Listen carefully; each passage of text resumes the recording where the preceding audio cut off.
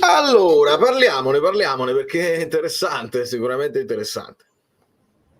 Tutti pronti?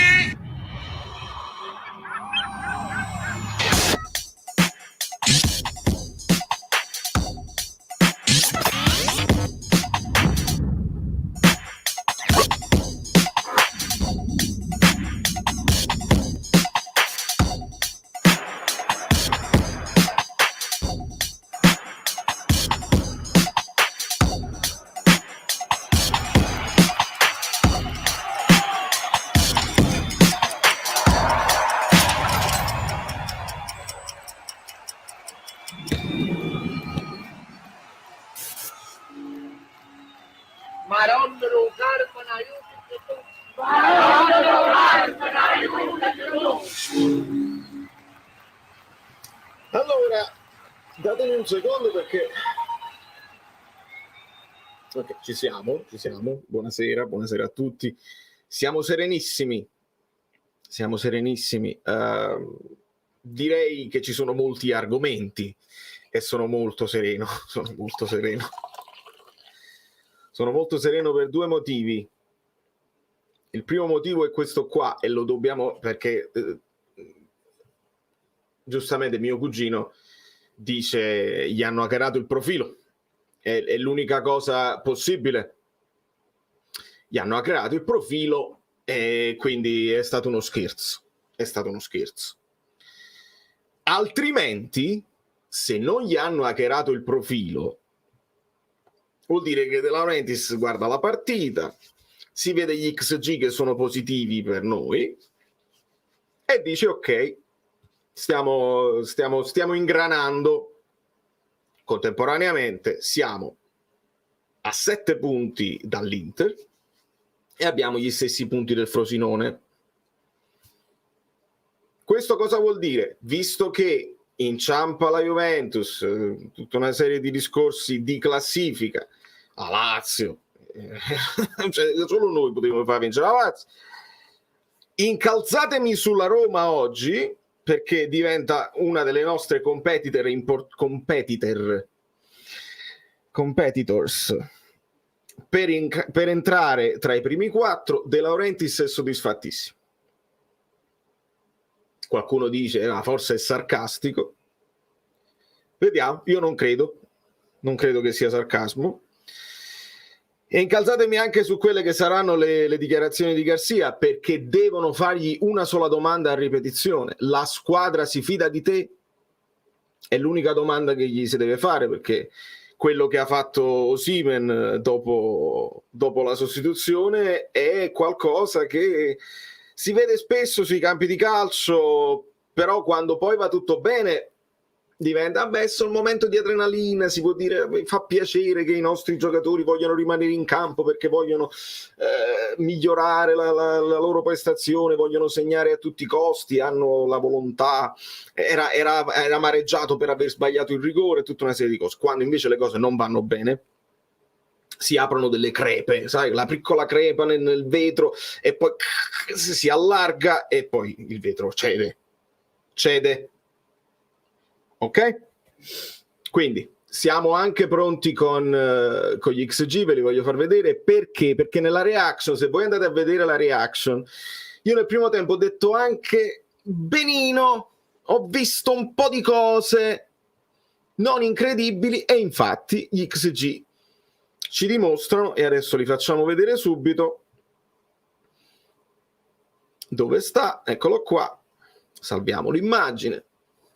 Scriviamo Bologna.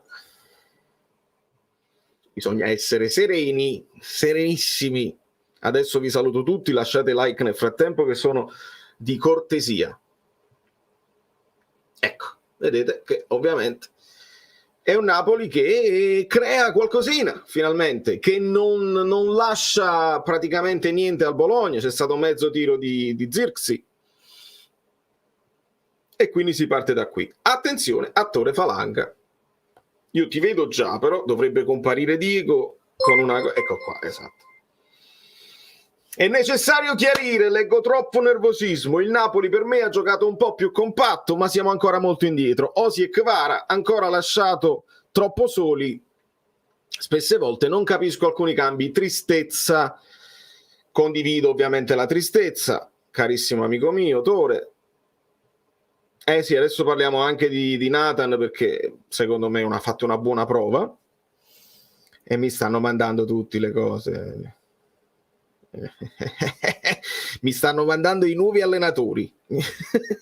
Ma andiamo con calma, Checco, adesso andiamo con calma, è necessario chiarire. Sì, allora il nervosismo è evidente, ragazzi, il nervosismo da parte dei giocatori, il nervosismo da parte dell'allenatore, il nervosismo da parte dei tifosi è indubbio, e quello che chiederò a Guido appena ci raggiungerà è anche il resoconto dei cartellini gialli. Io non ricordo da 10 anni, ma non ricordo nemmeno con Mazzarri, sai, la garra, la squadra che fa tutta, non ricordo tutti questi cartellini gialli, e qualche cartellino giallo può essere più severo degli altri, ma siamo a un numero pazzesco di cartellini gialli ed è il dato più lontano dal Napoli, che prende il pallone, non lo perde mai e recupera con la pressione alta, con l'aggressione di 2 o 3 di loro, non devi neanche fare fallo, recuperi il pallone in maniera pulita. E invece sono tante le volte che devi spenderlo il giallo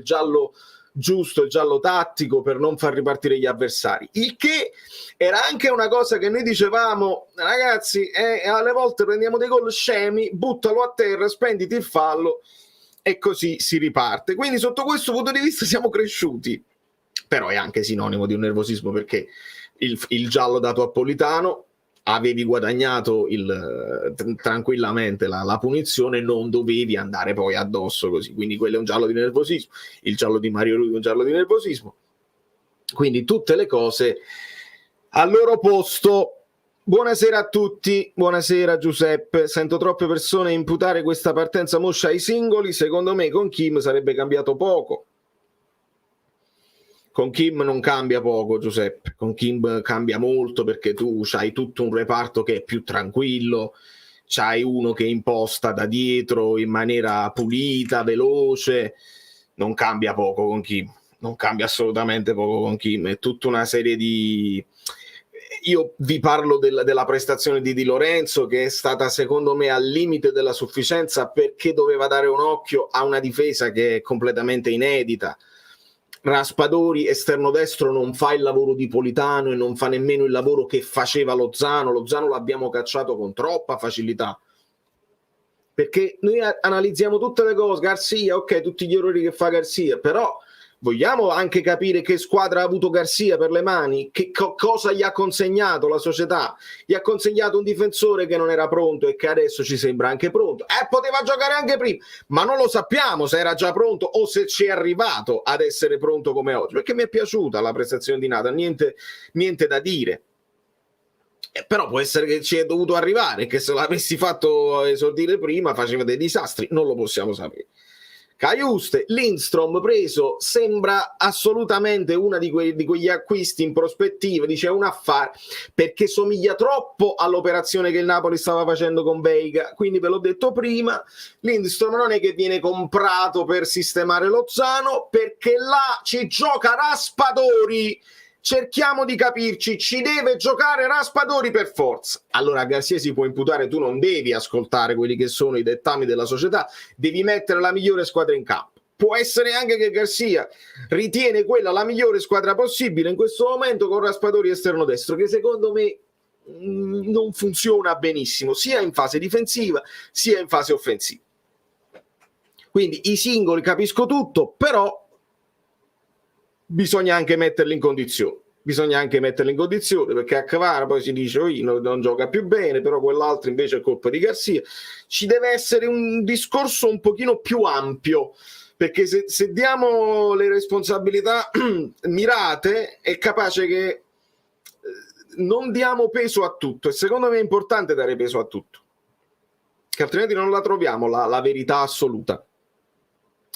Allora, Osimhen e Kvara non sono nessuno per mancare di rispetto in questo modo a Garcia. Sti giocatori vanno mandati in ritiro e devono imparare il rispetto.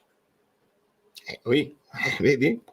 Lo capisco come tipo di atteggiamento. Però quella è al di là della mancanza di rispetto, e mi rendo conto e condivido anche il messaggio, Quello è un messaggio che Osimhen sta dando al resto dell'ambiente, sta dando ai giocatori di cui lui si sente leader, perché vedete come Osimhen prende il capitano da terra. Di Lorenzo prende una botta, resta a terra, si rotola, Osimhen lo prende da terra, dice gioca a pallone perché teniamo noi la palla, alzati e andiamo a segnare. Quindi Osimhen lo fa non per una questione sua personale perché è stato sostituito, ma perché vuole arrivare a segnare con la squadra e a vincere con la squadra. Quindi io prima di prendermela con Osimhen, è chiaro non lo devi fare, però mi sta dando uno spunto, mi sta facendo capire delle cose. Io do sempre il benvenuto a certi atteggiamenti o a certe dichiarazioni che mi fanno capire qualcosa in più e non qualcosa in meno. Osimhen mi ha fatto capire una cosa in più, non è d'accordo con le scelte dell'allenatore. Questo è importante. Come si risolve questa cosa così? Si risolve cambiando l'allenatore, si risolve cambiando tutti i giocatori? Non si possono cambiare tutti i giocatori. Cambiare l'allenatore significa affidarsi a un altro allenatore che non so chi è e chi è disponibile e chi vuole prendersi questa gatta da pelare. Contemporaneamente noi le conosciamo, tutte queste dinamiche che poi portano a gruppi tossici, lo sappiamo benissimo, di conseguenza sono segnali che noi dobbiamo mettere sulla lavagnetta, no? Con i puntini, poi uniamo con il filo rosso e capiamo più o meno quello che sta succedendo. Buonasera. Non mi accanirei contro Garcia, ho visto una squadra corta, compatta, abbiamo rischiato poco, abbiamo avuto alcune occasioni, i rigori sono un problema grave, i rigori sono un problema non grave, gravissimo. Meglio questo pareggio che la vittoria in Champions. Come prestazione, sì, non c'è dubbio, chi lo ha? Come prestazione non c'è dubbio, abbiamo rischiato tantissimo in Champions e quella vittoria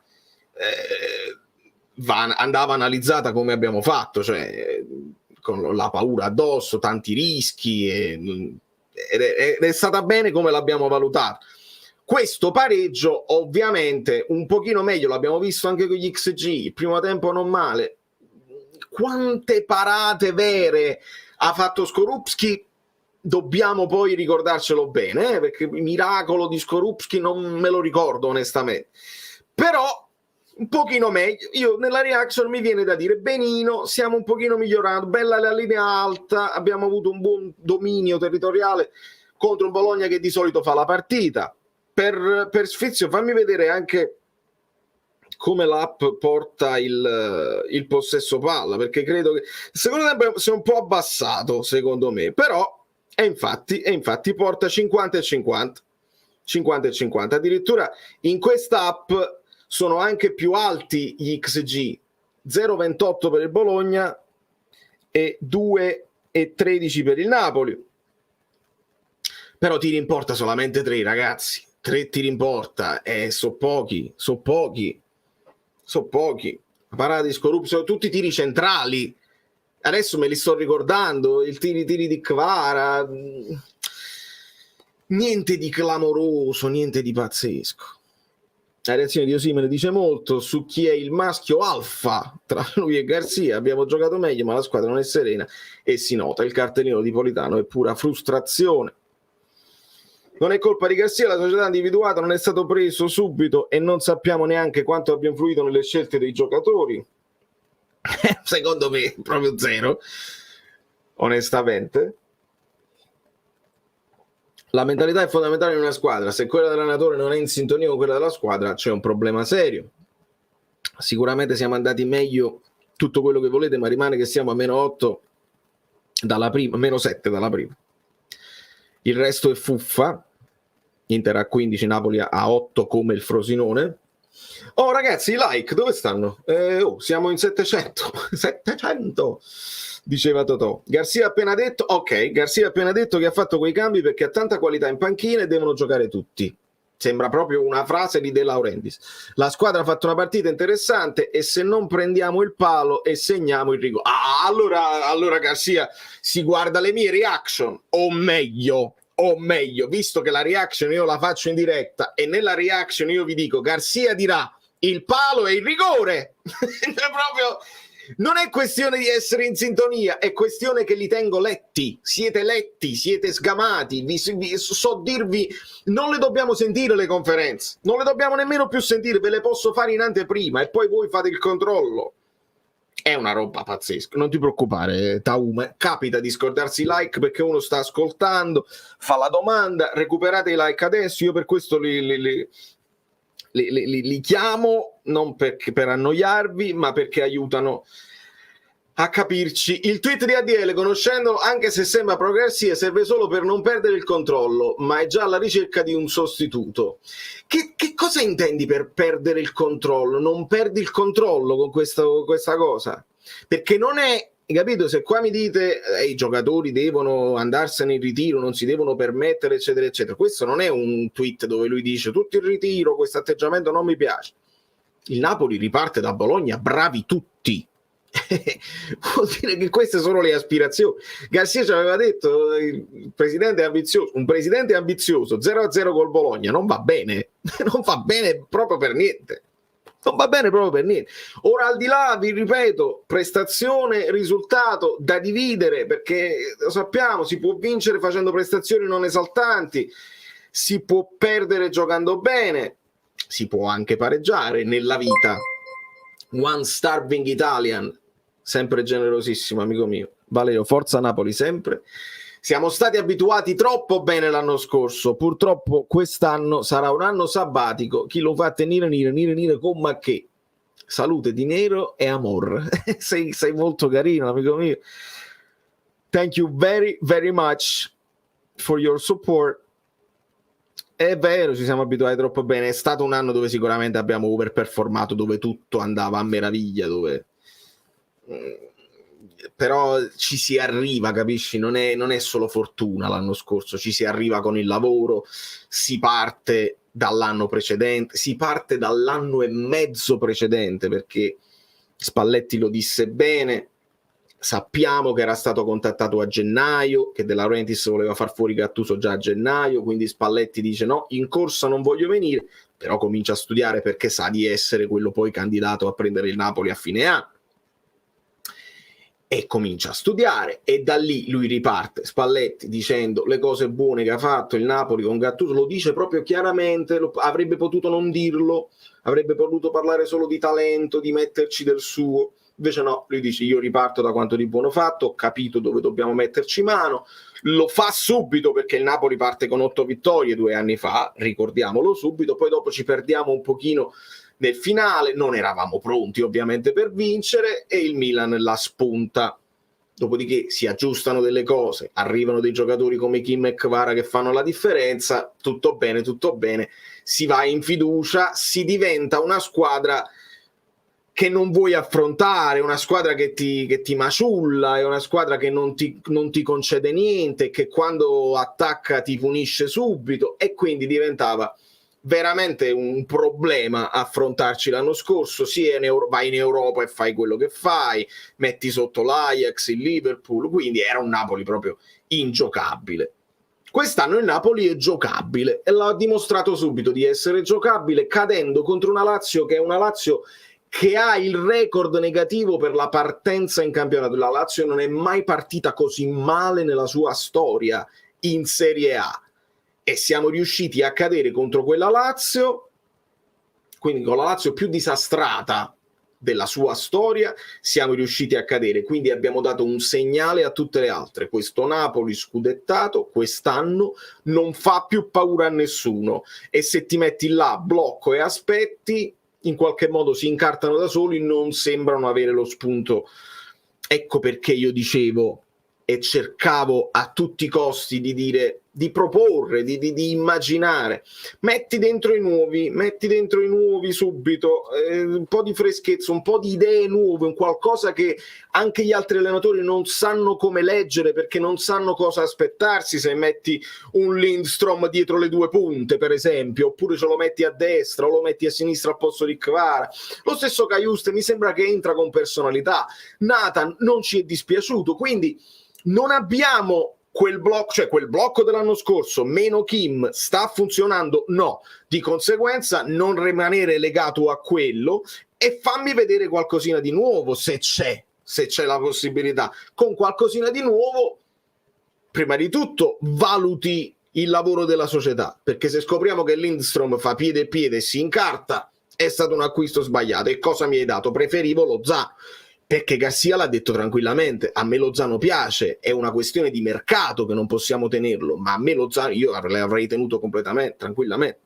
Di conseguenza metti i nuovi, ce li fai vedere, li vedi tu all'opera, li fai vedere alla società e si valuta tutto a 360 gradi, perché io continuo a non essere soddisfattissimo di Garcia, però dire che sia tutta colpa sua rispetto a certe prestazioni che lasciano a desiderare e certe scelte societarie tardive, sparagnine, che non puntano alla riconferma dello scudetto, bisogna essere onesti nell'analisi generale. Tutti che si gettavano a terra al minimo contatto, è vero Leonardo, l'ho notato con Kvara, cioè, sai, un pochino di maglietta così subito, così, e ci sono dei contatti, ecco, è la voglia, hai ragione, io ci tengo moltissimo a... Io quando mi schiero contro le simulazioni e guardo i video di Diego, ora senza tornare a Diego, ma ci sono momenti in cui tu puoi rimanere in piedi e dimostri con forza, tu non mi prendi nemmeno, cioè puoi anche provare a farmi fallo, ma io resto in piedi e vado avanti e sfondo tutto. Questo non si vede, cioè questa è parte della vena che non si vede più, è proprio vero. Io sono contento di averli visto meglio in campo rispetto alle ultime uscite. Se il gioco riprende ad ingranare possiamo arrivare tra le prime 4. Mo vogliamo dare la colpa a Nathan? Assolutamente no, ma dire la colpa a Nathan non ha senso. E ringrazio Alberto con la sua PayPal. Non lo seguono giocatori che non seguono Garcia, e io vi avevo detto la cosa più importante del nuovo allenatore è essere credibile, specialmente quando ti insedi in un gruppo che aveva vinto e che perde un allenatore che adoravano. Devi essere credibile. Non lo so se Garcia si è presentato da non credibile, se i giocatori hanno le loro colpe a non seguirlo e non fidarsi delle sue idee. Qualche certezza l'abbiamo persa, ovviamente, ed è per questo che io, che sono contrario in generale all'allenatore out, all'hashtag tranciante che togliamo subito da mezzi, faccia presta, sono contrario, perché significa perdere un anno, significa mettersi in certi casini che bisogna ricominciare, ci vuole tempo, non è che cambia l'allenatore e vince lo scudetto, è veramente difficile. Alle volte cambia l'allenatore e non ti salvi nemmeno nelle situazioni in cui bisogna salvarsi. Alle volte si fanno i punti necessari per salvarsi, ma in questo caso parliamo di una squadra di vertice, il discorso è diverso, tu non ti devi difendere, devi attaccare, e quindi ricominciare tutto da capo con un altro allenatore è complicato. Però se la squadra non segue quello che dovrebbe essere il condottiero, quello che li deve portare avanti, diventa difficile fare il risultato su tutti i campi, e perdiamo terreno, perdiamo tempo e perdiamo terreno. Ragazzi, ditemi un attimo i like, perché non li ho letti, non li ho controllati. Per quanto riguarda i tiri in porta, bisogna vedere pure come gioca la squadra avversaria. Se si chiudono tutti dietro è difficile tirare in porta. Tu come la vedi? Angela, la vedo che si chiudevano tutte le squadre anche l'anno scorso. Tutte le squadre si chiudono contro il Napoli, non solo l'anno scorso, 2 anni fa, 3 anni fa, con Gattuso si chiudevano, con Ancelotti si chiudevano, con Sarri si chiudevano, con Spalletti si chiudevano. Tutte le squadre contro il Napoli, perché il Napoli ha talento, tutte le squadre si chiudono e ti aspettano. Sarri, il possesso palla di Sarri è diventato un contropiedista di prima categoria e lo ha dimostrato anche contro Palladino. Assolutamente, ha capito che quelle sono le sue armi, ha capito che non può ricreare il Napoli che teneva il pallone e ti palleggiava in faccia, e quindi ci aspettano tutti. Devi essere tu bravo a trovare il sistema di scardinare, e l'anno scorso per tutte le partite che abbiamo vinto abbiamo trovato il sistema di scardinare. Quindi non si può, tutte le squadre si chiudono contro l'Inter e l'Inter in qualche modo risolve, tutte le squadre si chiuderanno contro le squadre grandi. In Europa c'è un modo di giocare un po' più aperto, ma in Italia non c'è dubbio. Allora, ovviamente voglio leggere, ok, 300, grazie Jacopo, non ci siamo. E che stiamo parlando? 800 persone in live, volete solo sentirmi sfogare senza partecipare attivamente alla crescita del canale? Forza! Forza. Maron Carmen, aiutaci tu. Ho anche concluso, ultimato e preparato la sigla finale, quindi non ve la dovete perdere perché ci tengo moltissimo. Sono tutte quelle cose di football. Qualcuno diceva sono scarso ai football. Forse sono più forti ai football che il Napoli nella realtà. Forza. Pochi. Siamo in mezzo a una strada, irriconoscibili. Grazie Antonio. Hai ragione Fabio, ottima idea. Andiamo a recuperare anche dove sta? Sereno e calmo anche Guido quando ci raggiungerà, tutto a posto. Allora, match day, vocali, andiamoci. Davide, io ti voglio leggere, però 1 minuto e 42 non è possibile televisivamente parlando. Già 45 secondi di versatile sono un pochino lunghi, però andiamo, se manteniamo sui 30 secondi è la cosa migliore. Buonasera amici bellini, un abbraccio a te, Vale, un abbraccio forte. Esordisco dicendo che sono totalmente d'accordo con quello che hai detto nella reaction.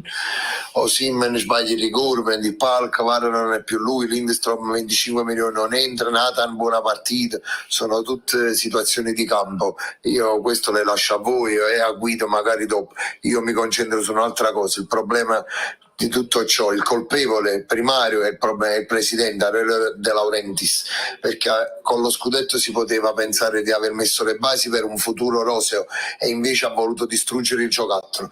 Quindi mi dispiace dirlo, non voglio farti chiudere il canale, non voglio bestemmiare io, ma il problema è solo ed esclusivamente il presidente. Ciao. Ciao Davide, vedi se riesci a riscriverlo, a condensare il tuo pensiero in una trentina di secondi, così ascoltiamo anche il tuo vocale. Io sono fondamentalmente d'accordo, perché da lì parte tutto, e ho detto benvenuto Rosario Cappiello, benvenuto, anche iscriversi al canale è una cosa interessante. Parte da lì, perché è chiaro che poi si arriva a parlare delle prestazioni dei singoli, è chiaro che si arriva a valutare le scelte di Garzia, è ovvio, però la questione che avevo messo davanti a tutto è l'uomo solo al comando. Quando tu prendi un direttore sportivo lo prendi così perché ti sei trovato nella difficoltà con Giuntoli e ci hai comunicato che volevi fare tutto tu, che il mercato lo faccio io, c'ho quelli degli scouting, Micheli, così, che mi individuano le cose, decido io se questo qua vale tanto, se questo qua non vale tanto. È una scelta che hai fatto rischiosissima e in questo momento non te la puoi prendere con nessuno che individua in te poi il responsabile principale, perché hai fatto questa scelta e non c'è niente da fare. Sono d'accordo. Fabrizio Romano.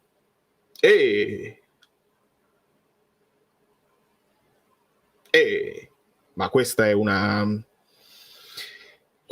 è una bomba, perché poi ricordiamo, allora, con questo, se questo è vero,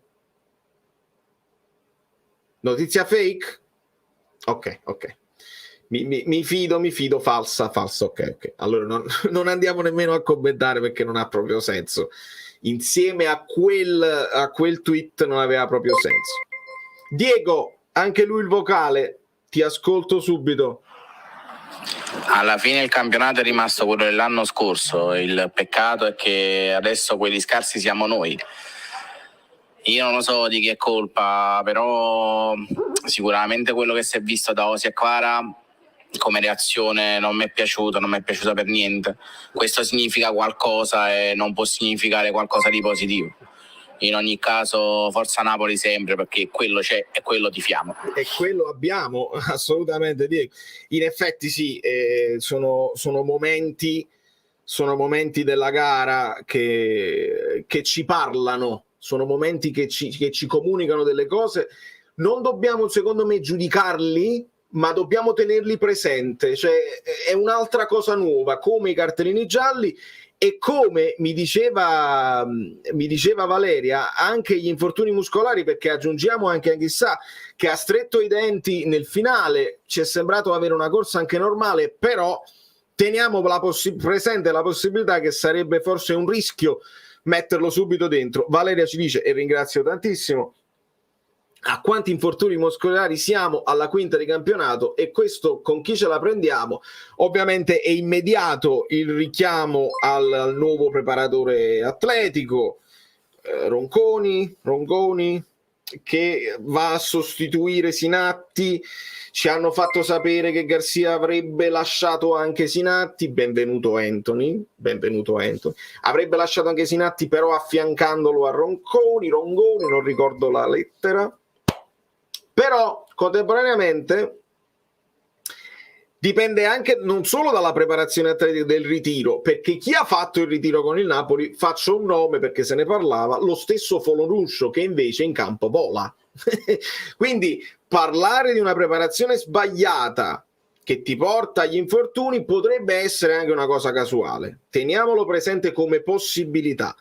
È chiaro che teniamo presente anche un'altra cosa, lo vedete Lukumi, che anche lui prende l'infortunio, forse quello di Posch è un pochino più traumatico, ma Lukumi è proprio, mentre cerca di allungare il piede per contrastare Osimhen, arriva l'infortunio. Molti infortuni arrivano quando tu non sei padrone della partita e devi fare uno sforzo eccessivo per andare indietro. Le rincorse degli avversari ti portano poi a rinfortunarti perché non sei più padrone del gioco, hai la palla sempre e quindi sei tranquillo, sei anche caldo sui muscoli.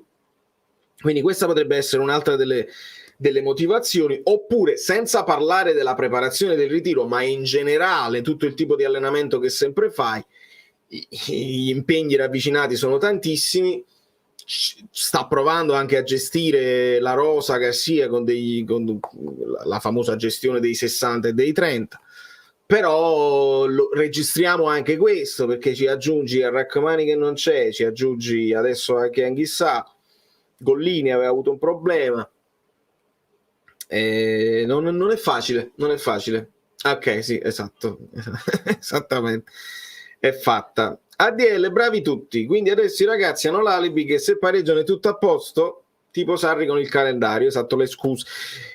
Bisogna valutarla bene, quella del tweet di De Laurentiis. Io spero che si vada poi nel profondo anche con le domande a Garcia, perché De Laurentiis poi non rilascia interviste. Lui fa il tweet, lancia la pietra e poi sta a noi analizzarla e vediamo un pochino come si sviluppa.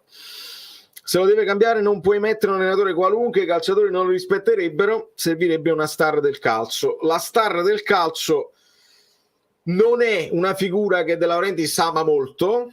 Quando poi è successo, perché Ancelotti è sicuramente una star del calcio, ricordiamo anche che periodo era, si doveva sostituire Sarri, quindi serviva un nome veramente altisonante perché Sarri era super protetto da tifosi, cioè rinunciare a Sarri era una tragedia, e ricordo benissimo e via Angelotti, la curiosità di seguire questo Napoli mi torna, la curiosità da parte di alcuni giocatori di vedere, caspita, viene uno vincente, vediamo se con Sarri ci facevamo solamente un cuore così e non vincevamo, magari con il vincente anche noi, e quindi un pochino di curiosità sia da parte della rosa sia da parte dei tifosi si era creata, però non è andata poi benissimo, quindi non lo so. Posso dire che sono arrabbiato con Osi, hai sbagliato il rigore importante e fai uno show in Mondovisione che non serve, non voglio un ammutinamento 2.0. Valentino, prima di tutto ti ringrazio come sempre e lo capisco che sei arrabbiato con Osi, però non assimiliamo le due cose, non assimiliamo l'errore dal dischetto con la sfuriata. Oddio, quando sbagli il rigore può anche significare, però li sbagliavamo anche l'anno scorso, ragazzi, cioè non credo che il rigore sbagliato sia indice di un eccessivo nervosismo, mettere in mezzo magari il contratto, questo lo eviterei per non fare confusione. È chiaro che tu non devi fare la sceneggiata in Mondovisione perché poi permetti a noi di speculare su questo gesto e di fare tutta una serie di ipotesi e di dire noi si è rotto il giocatore, questo si dice perché è evidente, ma è anche è anche forse la verità, quindi noi facciamo anche bene a dirlo, non possiamo ignorare il fatto che è capitato. Sarebbe bene evitare? Sì.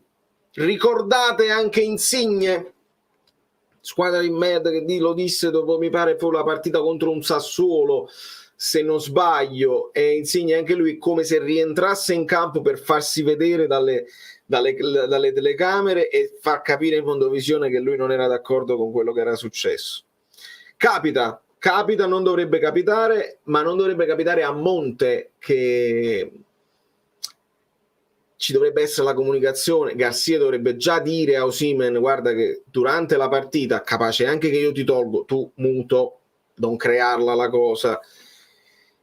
Poi siamo d'accordo con la sostituzione, lo togli un Osimhen a quanti minuti? 86esimo. All'86esimo Simeone al posto di Osimhen, che cosa ti cambia? Che cosa ti cambia? Simeone sì, è stato capace di fare grandissime cose in pochissimi minuti, però il Napoli, che la manovra quella era, allora io avrei preferito più, e credo che questo stia cercando di comunicare Osimhen. Non è la protesta alla sostituzione, mi devi lasciare sempre in campo, lui dice mettici a due, cioè Osimhen avrebbe voluto Simeone in campo, magari a fianco a sé, per cercare di... Quanto era solo Osimhen, ragazzi? Quanto era solo anche oggi? Quante volte la pallata è riuscita, Osimhen è riuscito a controllare, si è dovuto allargare e poi in affanno arrivava a Kvara e poi qualcuno intervenì. L'ha detto Stampa. Parole di Garcia. I ragazzi devono ricordarsi che c'è una squadra che inizia e un'altra che continua la partita. La scenata di Osi è positivo, ma anche io non posso essere contento della prestazione. Fiducia in me, chiedetelo ai ragazzi ed a ADL. Vabbè, questa frase la diceva anche Spalletti. Sotto questo punto di vista non c'è niente di sconvolgente. Grazie Fabio, sempre per quella che è proprio la rassegna stampa. Lo diceva anche Spalletti, esistono quelli che giocano i primi 60, i secondi 30, tutti mi devono dare tutto, eccetera, eccetera. Che la reazione positiva l'avevamo già anticipato, che avrebbe detto una cosa del genere. E sulla fiducia chiedetelo a DL e ai tifosi. Con i tifosi lui ci aveva detto no, i tifosi mi incoraggiano, con ADL ci aveva detto non cambia niente, ci sentiamo al telefono come sempre, non è cambiato niente.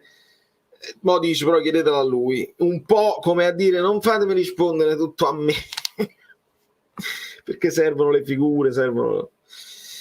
Ciao a tutti, allora sono volati i messaggi, non so a quanti perché sono andato un po' lungo e chiedo scusa. Ma per caso nella TV di ADL il rigore è entrato? Victor ha sbagliato, a prescindere, mai visto un calciatore dire che modulo fare. Garcia non ci sta capendo più niente, se non fa 3 vittorie nella prossima possiamo già dire addio al campionato. Forza Napoli, noi dobbiamo già dire addio al campionato. Se parli di scudetto, noi abbiamo già detto addio al campionato quando abbiamo pareggiato con il Genoa. Non c'è... E lì noi non dobbiamo fare l'errore che molti fanno purtroppo, ed è un errore non in buona fede, però è un errore dettato dagli ascolti e dagli sponsor. Chi fa poi televisione deve... Io non ho sponsor, la sponsorizzazione sono le mie stesse magliette, non ho sponsor. Però chi deve fare delle trasmissioni, chi deve avere degli sponsor che gli fanno mangiare, devono mantenere quella cosa a dire il Napoli può... il campionato è lungo. Questa frase del campionato è lungo, che Guida ha cercato di spiegarvi che sì, fino a un certo punto è lungo, si capiscono subito quelle che sono i valori in campo e le distanze tra una squadra e l'altra. Il campionato è lungo fino a un certo punto, il campionato si è già delineato, poi ci sarà una squadra che ti sorprende, un'altra che crolla, però devono mantenere sempre questa cosa, il campionato è lungo, quindi non vi preoccupate, qualcosa può succedere. Da come giocava il Napoli, quindi prima il modo in cui giocava e poi dai risultati che sono arrivati, noi dobbiamo già aver escluso completamente la possibilità di rivincere lo scudetto. Contemporaneamente il quarto posto è alla portata, perché guardiamo anche le altre squadre che inciampano, nessuna corre, solamente l'Inter sta correndo in un certo modo, la Juventus inciampa, eccetera. Quindi secondo me questi sono dei calcoli che si sono fatti a mente fredda, ADL, Garcia, eccetera, eccetera. Tra i primi 4 ci possiamo arrivare. Di Lorenzo: reazione di Osimhen, in questo momento non servono questi atteggiamenti, ne riparleremo all'interno dello spogliatoio. Vedete? Allora io quando vi parlo, e capisco che questa è una cosa che mina la tranquillità, mina e Celentano, è proprio io, mina, perché uno dei gesti, il gesto di Osimhen contro Garcia l'abbiamo capito, l'abbiamo archiviato, ma il gesto che Osimhen fa con il capitano, e lì è un pochino più interessante secondo me da sviluppare. Il capitano ha preso una botta, Osimhen lo alza pisamo, lo prende, dice alzati, andiamo a giocare.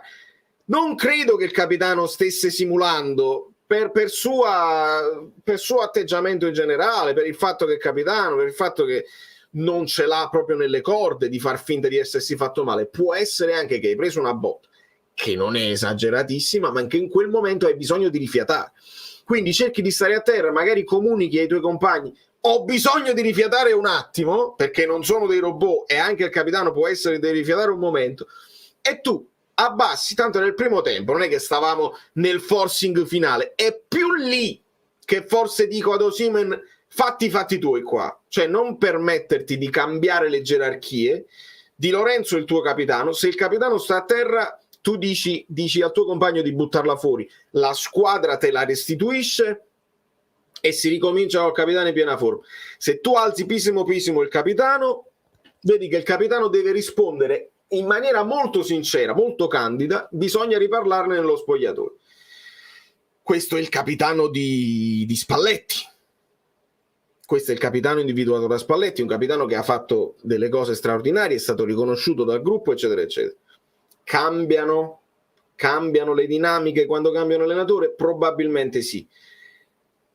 Osimhen è leader di se stesso, cerca di essere leader della squadra, cercava di spronarlo, è un modo per spronare tutti a dare di più, sicuramente, però quando le cose non vanno bene tutto viene passato al microscopio, e anche questo è una di quelle cose di cui si deve poter parlare. E grazie Valentino. Volano i messaggi, lo so, è tutta colpa mia, sto andando troppo lungo perché ho troppe cose da dire. Garcia Conferenza ha detto che i Garcia Auto sono una minoranza, non lo so, non so se sono d'accordo con lui. Non ha capito che oramai non dire queste cose, perché qua non siamo noi così, potito, noi non passiamo mai all'insulto, noi facciamo l'analisi. Garcia ha detto che devono fare 3 partite in 9 giorni e quindi ha fatto i cambi di conseguenza. Su questo non c'è dubbio, e lo sappiamo che gli allenatori fanno un discorso anche non solo della partita ma anche della prossima. Frank Ross: ho visto miglioramenti, finalmente la squadra è più corta, passaggi più accurati, non molto pungenti, ma ora si può costruire, nervosismo permettendo. E in effetti questo è proprio un riassunto, secondo me, permeante. Grazie Domenico, nel frattempo. Grazie Domenico anche per mi state dando degli spunti su cui parlare, reali, non Fabrizio Romanite. I miglioramenti che abbiamo notato, abbiamo rilevato, perché no, non è questo, è questo perché con l'altro è un'altra cosa. Il Napoli non faceva 1,85 da un po' di tempo, quindi sotto questo punto di vista i presupposti sono stati creati molto meglio, non aver concesso niente, molto meglio. Nervosismo permettendo è una realtà inconfutabile. Un Anonymous: buonasera a tutti, volevo far notare in questa sede che il Napoli smise di giocare ad aprile l'anno scorso dopo Torino-Napoli, e dopo quella partita iniziamo ad avere seri problemi realizzativi. PS Osi non è nuovo a queste reazioni plateali. È verissimo, amico mio, e aggiungo che le aveva un po' limitate. Ricordate, io vi dissi quella cosa che magari poteva anche non avere fondamento, ma dissi: gli è nata una bambina, magari papà un pochino più responsabile, un pochino più calmo, sì, però quando tutto va bene è un po' più calmo. Comunque lui è uno di quelli che vive sul nervo sia muscolare, sia fisico, sia nervoso proprio, perché le sue, anche quando segna, le sue esultanze sono sempre rabbiose. Va accettato così com'è Osimhen, purtroppo. Le reazioni, è chiaro, finché le cose vanno bene tu dici: quella è rabbia e determinazione, lo vogliamo vedere così. Quando le cose non vanno bene ovviamente non piace, e questa è la situazione. Allora cerco di prendere anche nomi nuovi, ma Lindstrom non perché poteva decidere la partita, ma perché poteva essere più pericoloso di Elmas, che magari poteva essere messo al posto di un centrocampista. Condivido entrambe le tue considerazioni. L'Anonymous, lo ringrazio, ho letto il tuo nome, non lo so se vuoi rimanere Anonymous pure può essere, ma alle volte sono delle cose, so chi sei. Sì, Elmas a centrocampo, si stavano comportando benino tutti e tre i centrocampisti, onestamente. Zielinski è riuscito poi a fare anche quell'azione che poi libera Kvara per il suo cross che porta al rigore. Anghissà molto meglio, Anghissà onestamente molto meglio, anche Lobotka partita secondo me sufficiente, sbagliato un passaggio, non ricordo altre cose, e molto spesso sta continuando a fare quei movimenti in più, a sfondare più da box to box che da regista. Elmas può funzionare o meno. Io su Lindstrom avevo semplicemente detto poteva essere un pochino più scompaginante, un pochino più imprevedibile, sia per noi che lo conosciamo poco, sia per gli avversari che ovviamente lo conoscono poco. Chissà, col senno di poi è difficile. È giusto questo, è giusto. 0,76 si fa con il rigore. Però abbiamo creato più presupposti, questo non c'è dubbio. Allora, molto meglio solo perché molto peggio è impossibile, questo è anche vero. Il Bologna non ha fatto nulla ed è verissimo. Credo ci sia bisogno di novità tattiche e moduli nuovi per nuove motivazioni. Conte con il 3-4-3 è perfetto a mentalità, carattere e credibilità. Continuare così è rischioso. Tweet di ADL che sa di paura. Filippo, io capisco e sono d'accordo, nuovi moduli, nuove tattiche, nuove considerazioni. Attenzione a parlare di moduli, ci tengo moltissimo, mi dai una mano, mi dai uno spunto per parlare di questa cosa. Palladino, che è un allenatore che deve fare la sua esperienza, non sto dicendo Palladino subito a Napoli, perché deve fare la sua esperienza come la doveva fare Italiano, come l'ha fatta poi De Zerbi.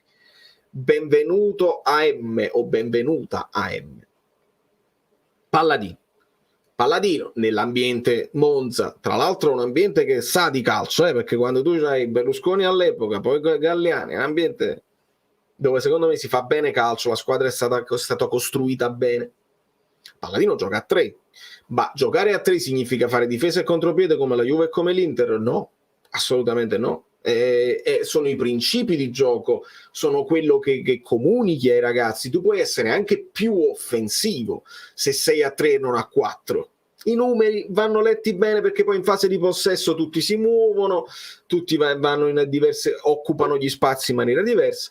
Ma il modulo, attenzione, se tu mi parli di Conte, 3-5-2 con l'Inter, ha fatto anche il 3-4-3 con il Tottenham, va bene tutto, perfetto a mentalità, carattere e credibilità. Mentalità sì, carattere sì, credibilità sì. In Europa ha spesso fallito, quindi già questa è una delle prime cose che ADL, perché ADL ha detto andiamo in semifinale di Champions, mi interessa più andare avanti in Champions che non confermarmi in campionato. Parole sue, cioè non ha detto esplicitamente non mi interessa il campionato, ma quando presenta Garcia lui dice tu sei arrivato in finale di Champions, Garcia dice no, arriva veramente in semifinale. Vabbè, allora la semifinale vi va bene, tutto a posto, 2 anni.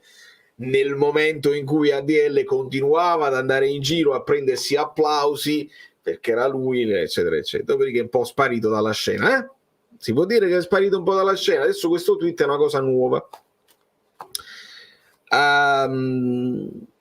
Non sono compatibili Conte ed ADL, perché Conte all'Inter che spendeva, al Tottenham comunque si scagliava apertamente contro la società, non mi hanno fatto il mercato che voleva, è il ristorante da 100 euro, eccetera eccetera, prende un ingaggio infinito, quindi va escluso a prescindere. Perché vi dico questo? Perché anche io, preso dalla foga, ho detto qua serve un Conte solamente perché per riprendere questi giocatori e farli correre, visto il Gattuso ce lo siamo già bruciato, non possiamo avere un allenatore di quel piglio che nello spogliatoio almeno ti fa sputare l'anima.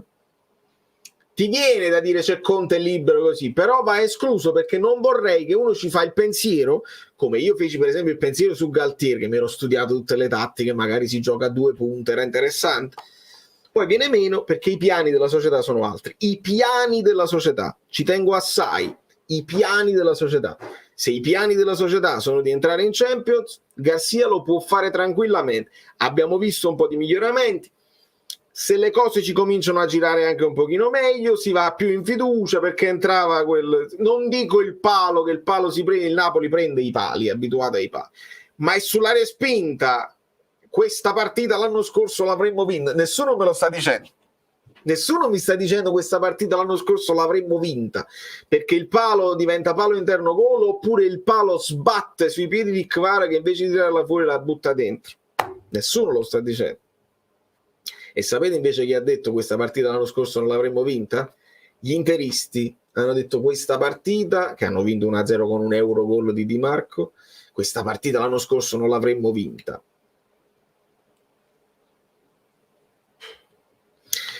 Stai pazziando con Garcia in Champions, sei troppo ottimista, come stiamo inguaiati? Ma io parlo italiano, Francesco, sto dicendo che Garcia ti porta in finale di Champions. Io sto dicendo che queste sono le idee di ADL.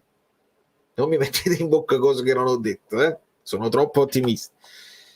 Alle volte certi commenti sono sconvolgenti, perché non, come quando io dicevo la possibilità di mettere Di Lorenzo centrale in fase di emergenza e uno mi ha risposto: ma che stai dicendo? Ho detto in fase di emergenza, mica si deve partire così. Anzi, era obbligatorio che giocasse Nathan. Ha fatto bene, ce l'ho anche fatto vedere bene. È una coppia che ha retto l'urto senza fare grandi cose. Bologna non ha creato niente. Da lì, quella è una cosa positiva su cui ripartì. Alle volte è difficile farsi capire. Se si continua così, secondo te meglio esonerare o cazzare i giocatori? Secondo te capassato a Kvara? Kvara è un misto di cose, secondo me. Partiamo dal presupposto che l'anno scorso avrà overperformato come tutti gli altri, quindi ci ha fatto vedere qualcosa nella prima fase della cosa che magari è difficile tenere a quei livelli per tutto un campionato. L'anno scorso io dicevo anche non si è riposato, aveva bisogno proprio di vacanze vere e proprie.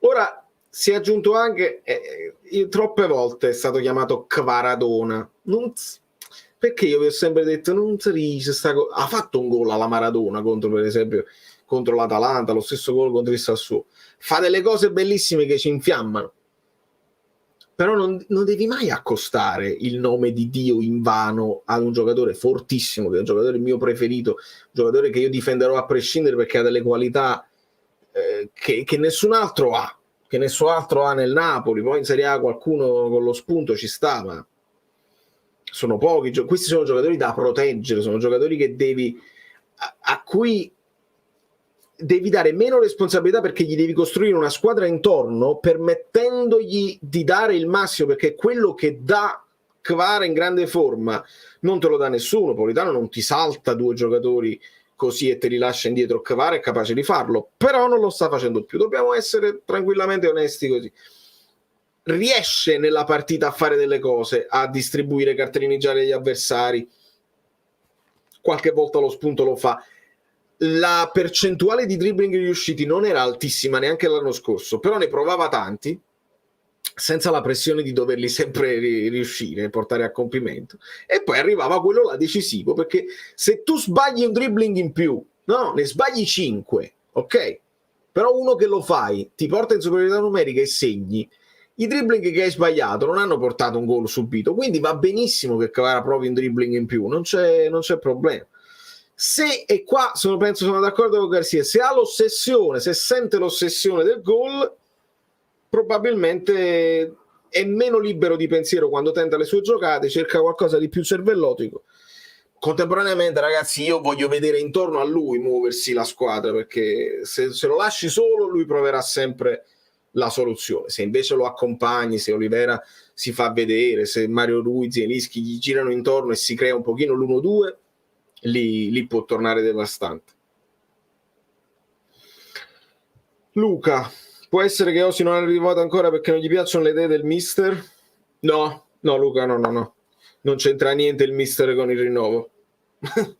È una questione di soldi, è una questione di soldi là, una questione di clausola, è una questione del suo futuro. Lui di Garcia se ne frega altamente. Lui ha bisogno in questo momento di fare la migliore stagione possibile, perché ne va del suo contratto l'anno prossimo. Osi è stato molto serio in questo, è stato molto chiaro, ha detto: io ho il contratto De Laurentiis, è il boss e decide lui, non si è impuntato per farsi cedere. Non so se aveva intenzione di andare in Arabia, se c'era effettivamente la possibilità, se ci sono squadre europee che avevano puntato su di lui, ma il suo obiettivo è sempre stato la Premier League. Non so quanto fosse attratto dalla possibilità del Paris Saint-Germain, che poi ha risolto in un altro modo, tra l'altro, reintegrando Mbappé e con Kolo Muani. O si deve fare la sua migliore stagione assoluta per dimostrare che quella che è stata la stagione scorsa non è un unicum, quindi non c'entra niente che non gli piace il mister. Poi non gli piacerà il mister anche, ma il rinnovo non è legato a questo, è che non si sono trovati con i soldi, o che non c'è stata un'offerta. I media, i blog ci hanno fatto sapere: è fatta, ha rinnovato, queste sono le cifre, non dicono nemmeno parrebbe che sarebbe pronto a rinnovare, queste sono le cifre, è fatta, grande sforzo di De Laurentiis che lo porta a 10 milioni. Assolutamente no. O si continua a prendere 4,5, può essere che sia scontento di questo, come può essere, qualcuno lo diceva nei commenti, vi leggo, Kvara mercenario pure lui, perché non segna più, perché vuole avere anche lui il rinnovo che prende 1 milione. Io la leggo al contrario: perché vi aspettate che Kvara segni tutte le partite se prende 1 milione? Lui non otterrà nessun tipo di rinnovo perché il contratto è lungo e non è una priorità del Napoli occuparsi di Kvara. Si sono occupati di Di Lorenzo, di Raspadori, di Mario Rui, di altre cose più fattibili. Evidentemente la questione Kvara è un pochino più delicata, perché lui è il giocatore che veramente poi avrà mercato internazionale. Mario Rui so piglie, Raspadori ci hai puntato, magari più in là, ma deve crescere. Kvara già sta sotto i riflettori. Kvara 3,5 milioni di followers, lì la situazione è più complicata. Perché ci aspettiamo da Kvara che faccia tutto il campionato come ha fatto il girone d'andata, quando quello 1 milione prende? È un giocatore giovanissimo. La cambio, la rivolto, ve la rivolto. Giuseppe, la cosa vergognosa è che non hanno nemmeno avuto rispetto verso i 7.000 in trasferta. Non si sono degnati nemmeno di un saluto dopo l'ennesima prestazione indecente. Garcia facesse cartella. Questo non lo so, perché quando finisce la partita io stacco subito, passo sull'altro portale per fare subito la reaction, per postarvela, quindi non vedo i frame finali della partita, non vedo quando vanno sotto la curva, se vanno eccetera eccetera. Si sentivano i tifosi del Napoli senza dubbio allo stadio, vedi, qua ci sono andati, non è vero. Di conseguenza prendiamo sempre con le molle tutte le dichiarazioni. Questo canale è un po' come Wikipedia, cioè se uno scrive una cosa inesatta arriva un'altra e un altro e corregge, e poi alla fine c'è una democrazia generale che stabilisce quelle che sono le cose che sono effettivamente successe. Quando vedo una cosa vi potete fidare di me. Quando Edoardo, con ex goal tu parli degli XG e stanno qua. Gli ex goal sono quelli che uno non fa più. Kvara fa una cosa bene, benissimo, appena capisci come la fa lo disinneschi, siete troppi abituati a sperare, ora tornare per 30 anni nel nulla cosmico dove siete usciti l'anno scorso.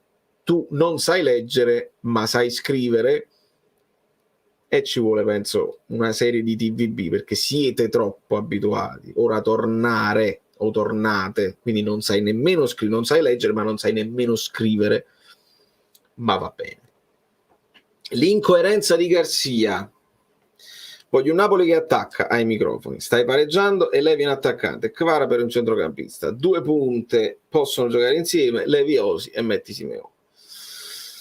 Registro l'incoerenza di Garcia, d'altra parte lui dice voglio un Napoli che attacca ai microfoni, ma ci aveva anche detto quando non riesci a vincere devi almeno pareggiarla. Quindi mettiamo tutto sul piatto, le sue dichiarazioni, può essere che si sia pentito di quella dichiarazione, può essere che stia capendo, ma io credo che a Roma fanno le pulci anche a Roma, è solo che forse questo possiamo dire, sì, Garcia è stato a Roma, conosce le piazze pesanti eccetera eccetera, però è un po' di tempo che è lontano dall'abitudine di una piazza che veramente ti fa le pulci sulle virgole, e non credo che in Arabia Saudita tutti si mettano a fare press conference di Garcia e si fanno le analisi delle parole di Garcia. Probabilmente in Arabia Saudita la pressione era leggermente minore, dovevi solo gestire il rapporto con Cristiano Ronaldo e non so nemmeno se l'ha gestito alla grande. Però forse è un po' lontano da quell'abitudine a quelle pressioni, e quindi può essere che abbia detto delle cose pensando che non ci sarebbe stato un riverbero delle sue parole, ma c'è, il riverbero c'è, Garcia lo deve sapere benissimo, ma insisto, ad ogni errore di Garcia deve anche accompagnarsi una riflessione su quelli che gli errori li possono prevenire. Guardate All or Nothing, stagione sulla Juventus con Pirlo, si vede, preparano Pirlo, cioè c'è un team di persone che dice Pirlo, queste sono le domande che ti possono arrivare, tu dici questo e dici questo, ci sono delle cose che devi dire che ti porteranno una controdomanda, bisogna prepararli gli allenatori, devi metterlo in condizione di conoscere l'ambiente e di sapere ci sarà quel giornalista che ti metterà in difficoltà, ci sarà quel giornalista che puoi tranquillamente assecondarlo perché non va nella scarsezza, ci sarà il giornalista che va sempre a favore nostro, ci sarà il giornalista che andrà sempre contro di noi, puoi essere polemico con quello, devi essere fermo e deciso con quell'altro. Lì la società snella, va bene, la società snella, abbiamo vinto quando abbiamo vinto, ma abbiamo anche perso tante altre volte con la società snella, quindi non è che la società snella è la soluzione di tutti i mali, vendere i giocatori che prendono più soldi è la soluzione per vincere per tutti i mali. È successo come non è successo in passato, è per questo che dobbiamo essere un pochino più precisi nelle analisi, e non parlo di voi, non parlo dei tifosi, ma parlo di quelli che ce la danno col cucchiaino l'informazione e si rizelano pure, dicono non capito niente, e si sente proprio questo abbaiare, alternando cose anche giuste, alternando analisi anche significative di campo, delle situazioni del Napoli, dicono cose interessanti, dicono sta dicendo delle cose che mi trovo, su questo sono meno d'accordo, su quest'altro l'ha vista diversamente, ok, e poi alla fine ci deve essere sempre e comunque voi, o contro i tifosi o contro un collega, perché siete innamorati di voi stessi e siete innamorati del personaggio che vi ha portato a fare una vita più che dignitosa parlando di calcio, il che è bellissimo, perché mi rendo conto che è bellissimo, però volete bene alle sorti del Napoli? Volete bene alla verità assoluta o volete bene di più al vostro personaggio?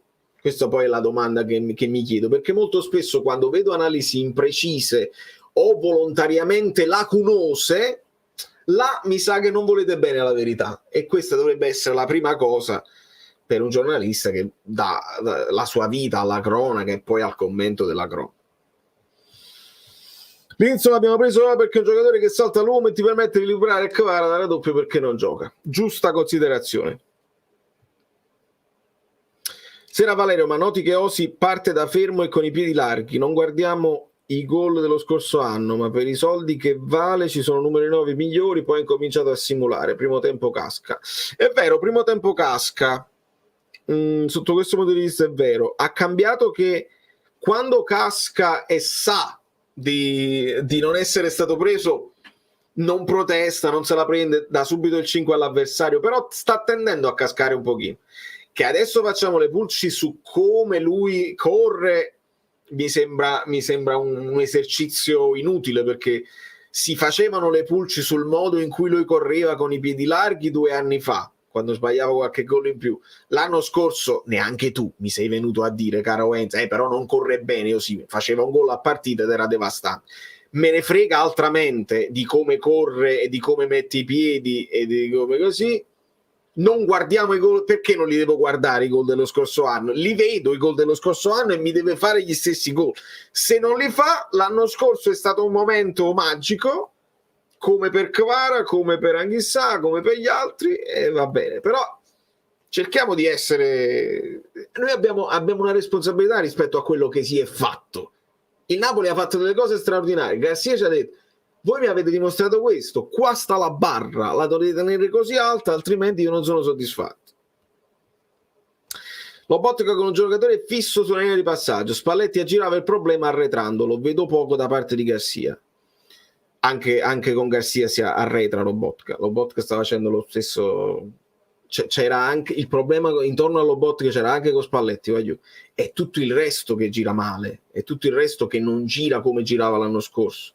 Era la presenza di Anghissà a tutto campo che ti permetteva di non soffrire poi la marcatura su Lobotka. Era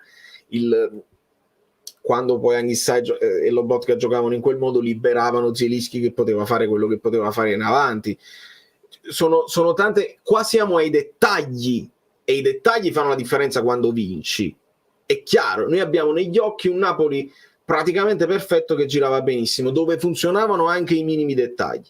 E i minimi dettagli è anche la reazione all'interno con un tuo compagno, tutte certe cose, i dettagli che funzionano benissimo. Quando funzionano anche i dettagli in una squadra forte, si arriva pure che vinci quando gli altri vengono meno.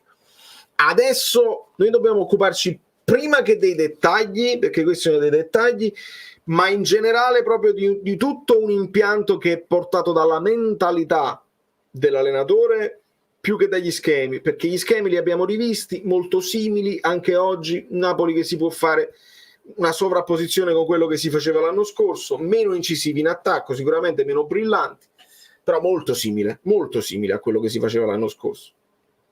Poi Politano, Lozano, secondo me anche lì stiamo sottovalutando assai. Ve l'ho detto in reaction, Lozano ha fatto un bellissimo gol con il PSV e la prima partita lui ha ripostato un suo dribbling che giocava sulla sinistra, il gol invece viene giocando dalla destra, quindi non è nemmeno dire Lozano doveva giocare per forza a sinistra. Lozano la sua duttilità la sta confermando, si è trovato benissimo, è contentissimo, i tifosi che lo amano, eccetera eccetera. Giusto per curiosità, dov'è Edo De Laurentiis? Sulla situazione era sempre vicino alla squadra. È bella domanda, Davide, non ho proprio idea. Il vicepresidente che cosa sta facendo? -7 a che? Quanti like, ragazzi? Devono imparare a tirare i rigori. Giovanni, hai ragione da vendere.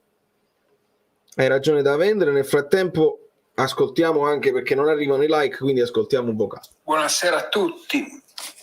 Io non posso accettare la mentalità Garcia. Siamo stati forti l'altro anno e abbiamo imparato tanto, ha imparato tanto la squadra, la mentalità Spalletti, con tutto quello che sappiamo. E la mentalità Garcia con le sue dichiarazioni, con quello che trasmette ai giocatori, con la stizza, io questo non faccio proprio fatica a rapportarmici. È incredibile, Jacopo, perché proprio siamo arrivati a dire la stessa cosa contemporaneamente, perché prima di parlare di modo, prima di parlare di tutto, forse quello è andato in conflitto, la mentalità, cioè quello che comunica Garcia un po' nelle sue conferenze ed evidentemente anche qua nella preparazione della partita, che forse è in conflitto con quello che si aspettano i giocatori o quello a cui si erano abituati i giocatori. Ottimo impatto di Nathan, sono d'accordo. 575, ragazzi, capisco che ci sono molti lurcatori, di gente che non ha intenzione, che non ha voglia di darmi una soddisfazione personale. Vabbè, non fa niente. C'era una cosa bellina che diceva, piccola cosa bellina, non so se hai visto l'abbraccio di Ostikar a Nathan prima del fischio d'inizio, esordio positivo, direi no, molto ordinato, abbastanza preciso in uscita. Sì e sì. Non l'avevo visto l'abbraccio, sicuramente lo recupererò.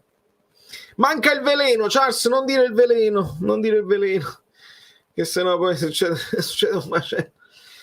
59,0, 590 like, va bene. Possiamo arrivare a 600 piano piano. Mariano, buonasera, ci vuole un pellegrinaggio all'URSS. Ho fatto un audio su Instagram in italiano, sfogo. Troppo bello il tuo sfogo della partita di Champions. Grazie mille, Mariano. sto dando un pochino di priorità anche a quelli che sono gli abbonati che mi supportano quotidianamente, mese dopo mese, anche per quanto riguarda i vocali. Lo voglio fare, voglio ascoltare anche i vocali di tutti, cerco di dare voce a tutti, però capitemi anche, devo rispettare chi c'è sempre stato, poi i nuovi mi fa piacere accoglierli.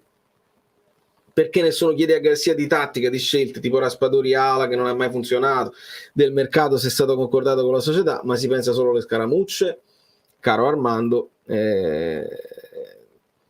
Non lo so, perché forse alcuni tipi di discorsi un pochino più tecnici hanno meno presa sul tifoso medio, e io lo chiamo tifoso medio perché questo è il modo con cui si definiscono i tifosi, però non credo che siano, io credo che il tifoso medio napoletano ami parlare di calcio.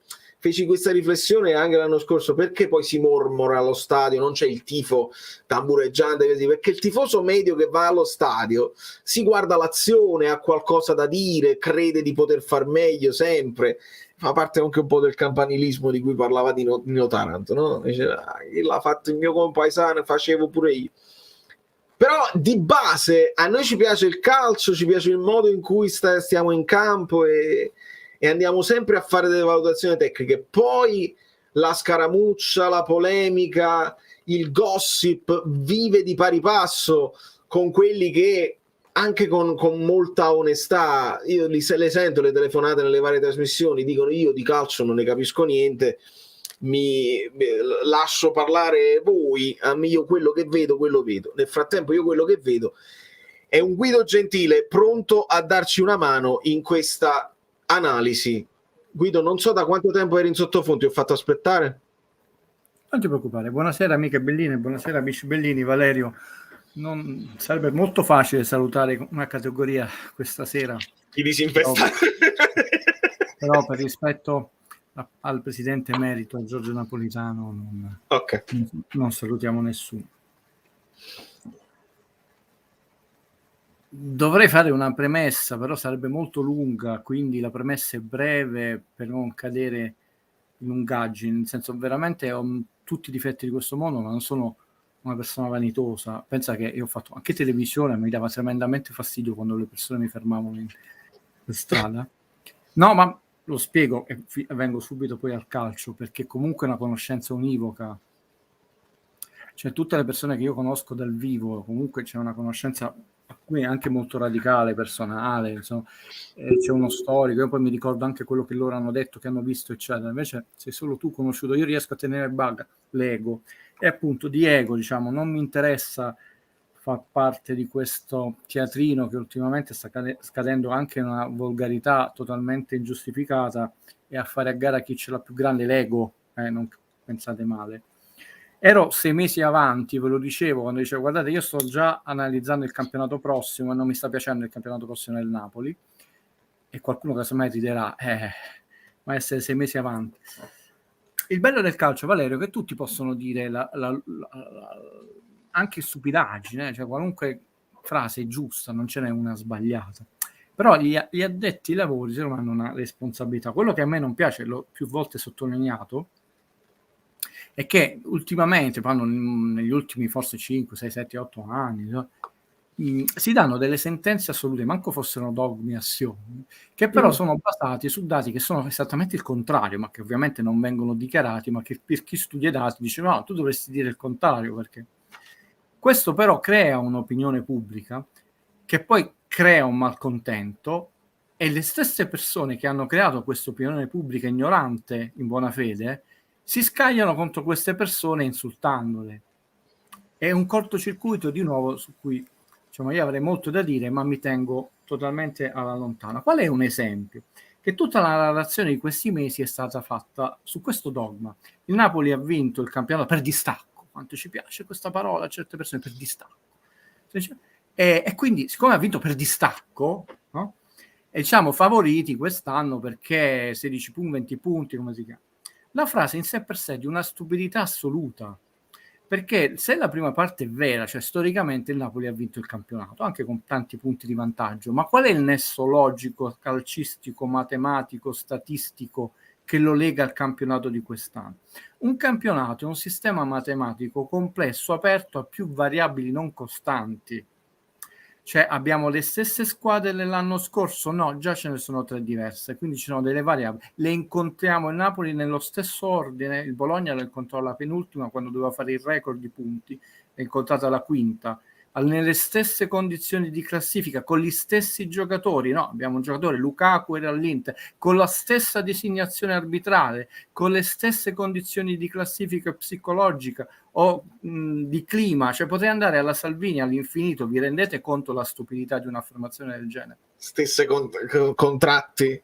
Stesse condizioni, no, poi mi fermo perché veramente... Sì, è chiaro, mi venivano in mente tutta una serie. Sì, allora ecco, se no sembrava una frase per farmi bello, che è un sistema aperto, complesso, un sistema a variabili che non sono costanti, perché settimanalmente cambiano. E quindi qual è la logica statistica calcistica?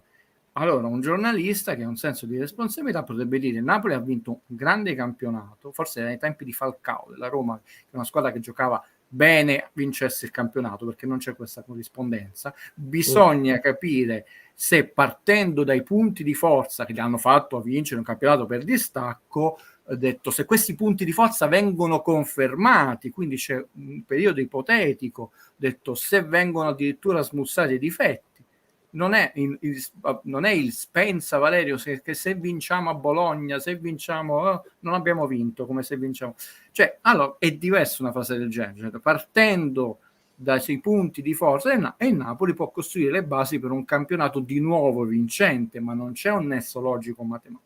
Se invece noi andiamo a vedere un nesso calcistico, nelle prime 19 giornate il Napoli ha fatto 50 punti, il terzo punteggio più alto, 2,6 punti a partita, 46 gol fatti, 14 subiti, differenza reti 32, 39,65% la percentuale di realizzazione offensiva, del 28% quella difensiva, 26 gialli fatti, 56 subiti. Nelle interessa.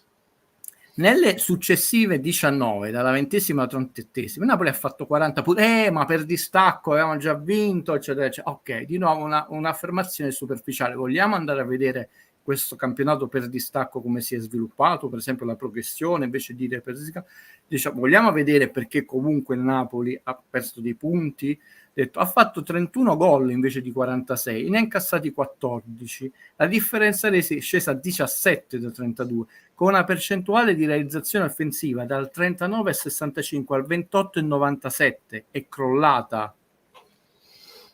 Non ti voglio interrompere, ti voglio far integrare perché questa è una cosa secondo me interessantissima. Non mi fraintendere, tu sei sempre stato un promotore dei punti in classifica degli anni precedenti. Integriamo, perché proprio per spiegare bene, come diceva poi Valentino, la scia del campionato finale, cioè del girone di ritorno. Aiutami a spiegare bene questa cosa. No, perché io non cado, dico un sacco di sciocchezze, però esatta per distacco, Valerio, per distacco.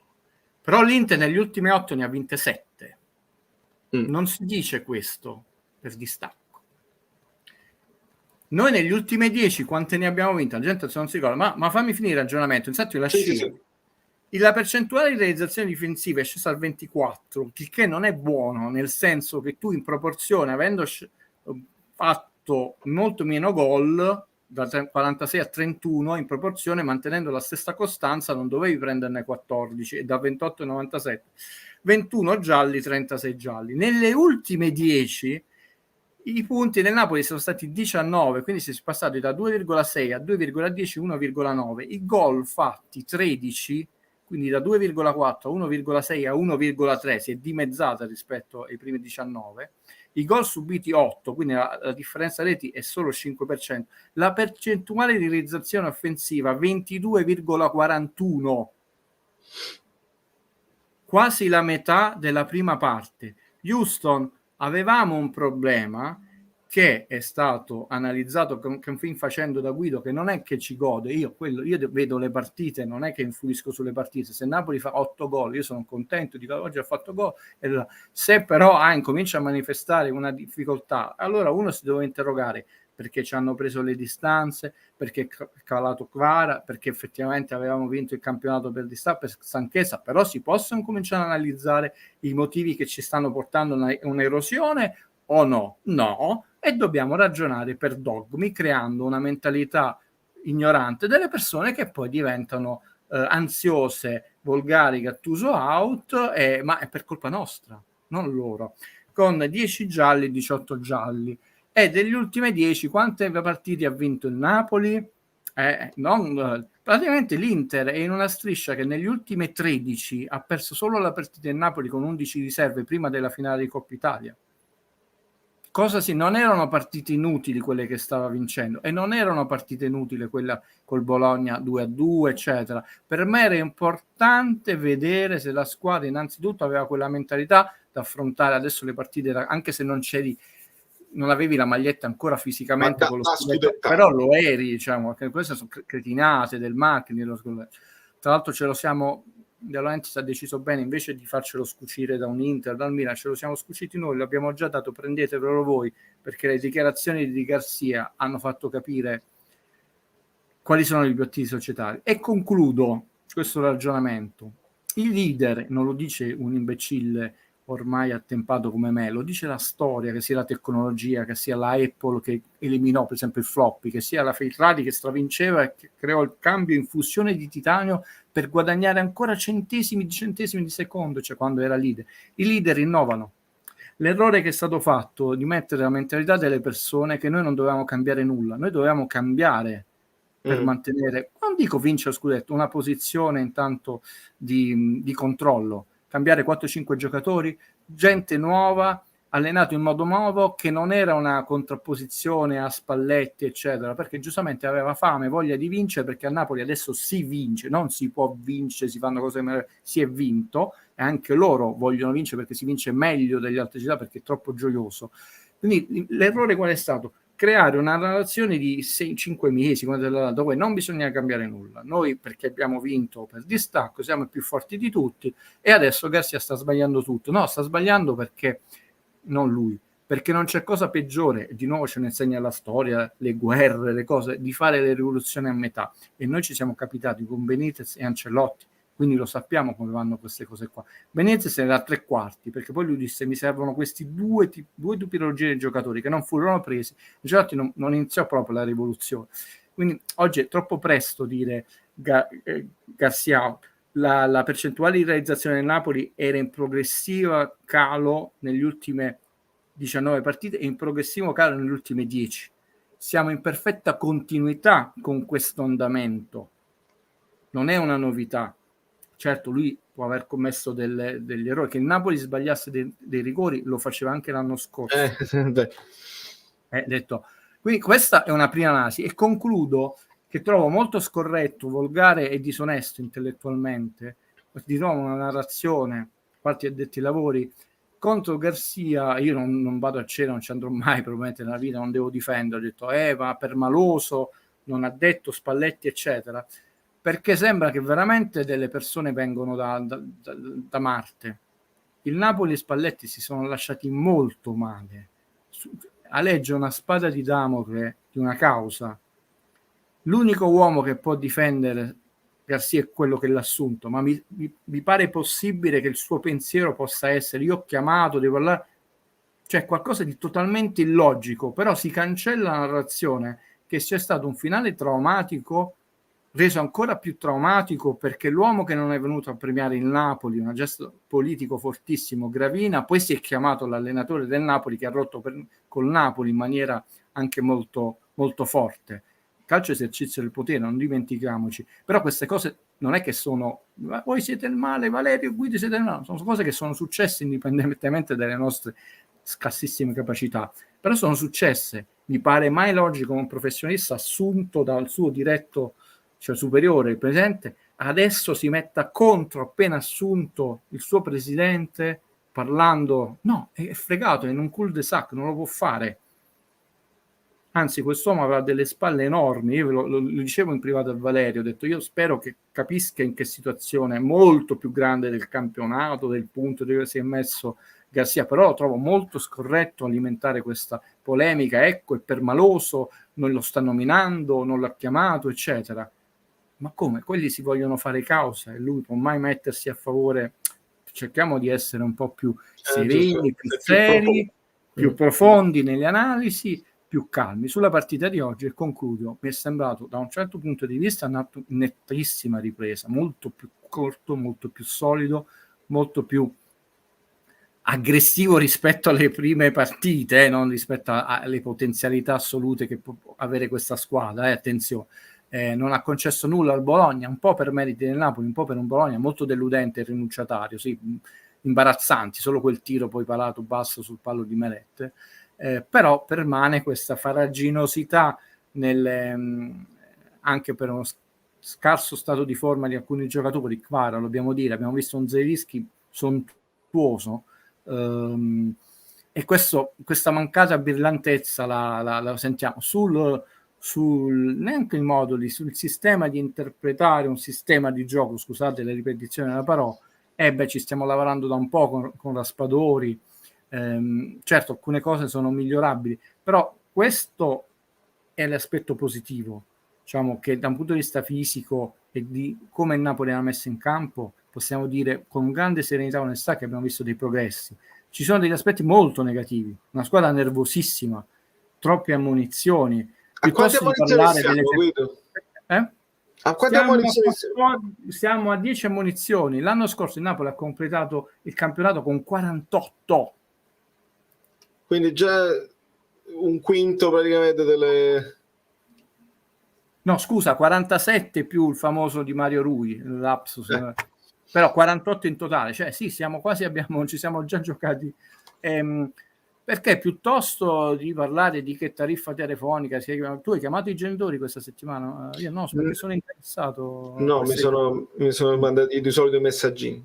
Per esempio poteva essere una domanda interessante dire: mister, però 6 gialli in una partita moscia, non aggressiva, non cattiva, con un arbitro anonimo che non era uno di quelli sclerotici protagonisti, non nell'inferno del San Paolo, uno stadio senza curve, semivuoto, nel deserto, eccetera. Il Napoli ha preso 6 gialli che c'erano tutti in Champions League, sia chiaro, tutti, perché era messo male in campo, ma sono 6 gialli che pesano, che tu poi scalerai dopo i quarti. Quindi dalla prossima partita al prossimo giallo siamo in diffida dei giocatori e sono 6 gialli giocatori in movimento. Oggi tanti gialli che c'erano, attenzione, qua nessuno sta... Perché? Frustrazione di Politano, in ritardo, cioè la squadra ha ancora delle deficienze tattiche e atletiche, le sta dimostrando, e queste sono le domande più interessanti. Ma tu hai chiamato i genitori, Valerio? No, ma io lo devo sapere perché a queste cose mi interessano. Comunicazione di servizio con Catello che sfrutta il suo messaggio per gli abbonati per dire Garcia out, ovviamente. Catello, mi devi aggiungere Lindstrom all'analisi tattica, altrimenti Garcia non lo fa giocare. Perché... E chi prendi? Ok, Garcia out, e chi prendi? No, questa è poi la domanda principale. Ma prima della domanda per chi prendi, Guido, io sfrutto il tweet presidenziale che è stato questo, dice: il Napoli riparte da Bologna, bravi tutti. Quindi vuol dire che l'insofferenza che stiamo vivendo noi tifosi e parte della stampa che insomma chiede un lavoro diverso a Garcia non è condivisa da De Laurentiis, perché si stava parlando di questa cosa. De Laurentiis non ha twittato dopo la partita con la Champions che cosa starà pensando, se è convinto di Garcia, non è convinto di Garcia. Questo tweet sembra confermare una certa tranquillità. L'ha scelto lui senza un direttore sportivo che è stato scelto dopo, alla quinta giornata può mai contraddirsi un uomo da un ego smisurato che ha sbagliato 3 film su 500, 400, cioè non puoi aspettarti un tweet diverso. Tra l'altro un tweet assolutamente senza senso, perché Napoli non veniva da una sconfitta ma da un pareggio. È vero, siamo venuti dalla vittoria tra l'altro in Champions e perché pareggiare col Bologna, ragazzi, va vista come stecca. Non sentiamo Bologna, grande squadra, io l'ho detto, pericoloso, il mio motto mi piace, ma abbiamo imparato anche da Spalletti l'anno scorso, ci sono le partite che devi vincere e sono le partite da tripla che lì dai un segnale. La partita con Bologna, se vuoi vincere il campionato, la devi vincere, non c'è alcun dubbio. Devi sempre considerare il famoso quando di Guido. Dobbiamo dire che noi abbiamo affrontato una Lazio e l'ho confermato alla Champions, e la partita di ieri, solo gli ultimi 15 minuti quando il Monza non ci è creduto più, ma se c'era una squadra che doveva vincere i punti era il Monza, in totale disarmo tecnico, tattico, di umore, cioè non è una Lazio in grande forma. E il Genova, che ha battuto una Lazio non in grande forma, una squadretta, però oggi ha un po' deluso, cioè, è stato più forte quello che ha fatto 2-2 qualche mese fa, perché tu potresti aver beccato 4 gol da l'Inter, in questo momento fa gol sempre, dice, è sempre una sconfitta, però una sconfitta con una squadra che in questo momento, dico, una è superiore a tutti, sono squadre che erano perfettamente battibili. Questi sono punti che non recupererai più, non sono stati punti sfortunati, il rigore è battuto malissimo, 2 metri dalla porta, non è a fin di palo, quando è spiazzato il portiere l'hai voluto angolare troppo, un rigore è battuto proprio male. L'ha allargato poi ad uscire, il rigore più difficile, ha scelto quello di che fare io gli ho spiegato, che è il più difficile tecnicamente, devi avere proprio un gran piede, come per esempio, apro e chiudo una parentesi, il gol di Berardi, no? Anzi, è un grandissimo gol, perché dovete vedere soprattutto dalla ripresa dal basso come lui blocca la caviglia e non gli va forte con la caviglia, proprio per non far scappare la palla né in alto né troppo in effetto. Quello non è solo tecnica, ma è proprio controllo corpo, palla, piede, gran gol, no?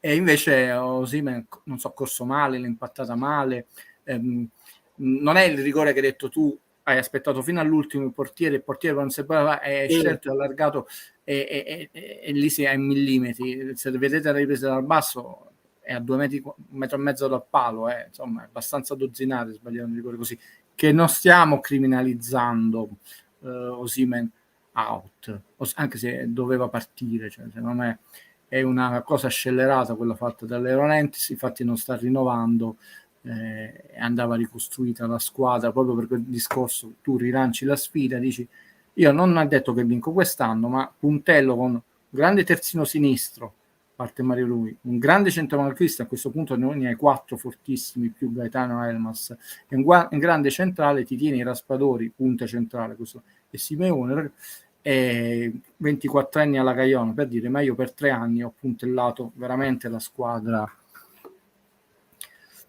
Vabbè, quindi, vediamo. Allora, questo messaggio in linea più o meno con l'analisi. Ho visto Napoli leggermente più compatto e che per tratti della partita ha pressato anche bene. Secondo me manca un po' di serenità nell'ambiente e di fiducia. Di contro, Edoardo dice vado contro Laurenti, non ho visto questi miglioramenti, i telecronisti addirittura parlavano di una buona partita, ma abbiamo buttato via il primo tempo ed eravamo sempre prevedibili mosci. Sono 2 messaggi che secondo me possono andare anche a braccetto, Guido, perché si è migliorati un pochino, si è fatto più XG, però l'idea del Napoli tamburellante che fa diventare il portiere il migliore dell'avversario non c'è ancora. Scorupsi ha fatto parate facili diciamo non sono, se dobbiamo essere, 2 messaggi assolutamente folli e sclerotici, cioè ci sono sfumature diverse, però non sono in contrapposizione totale.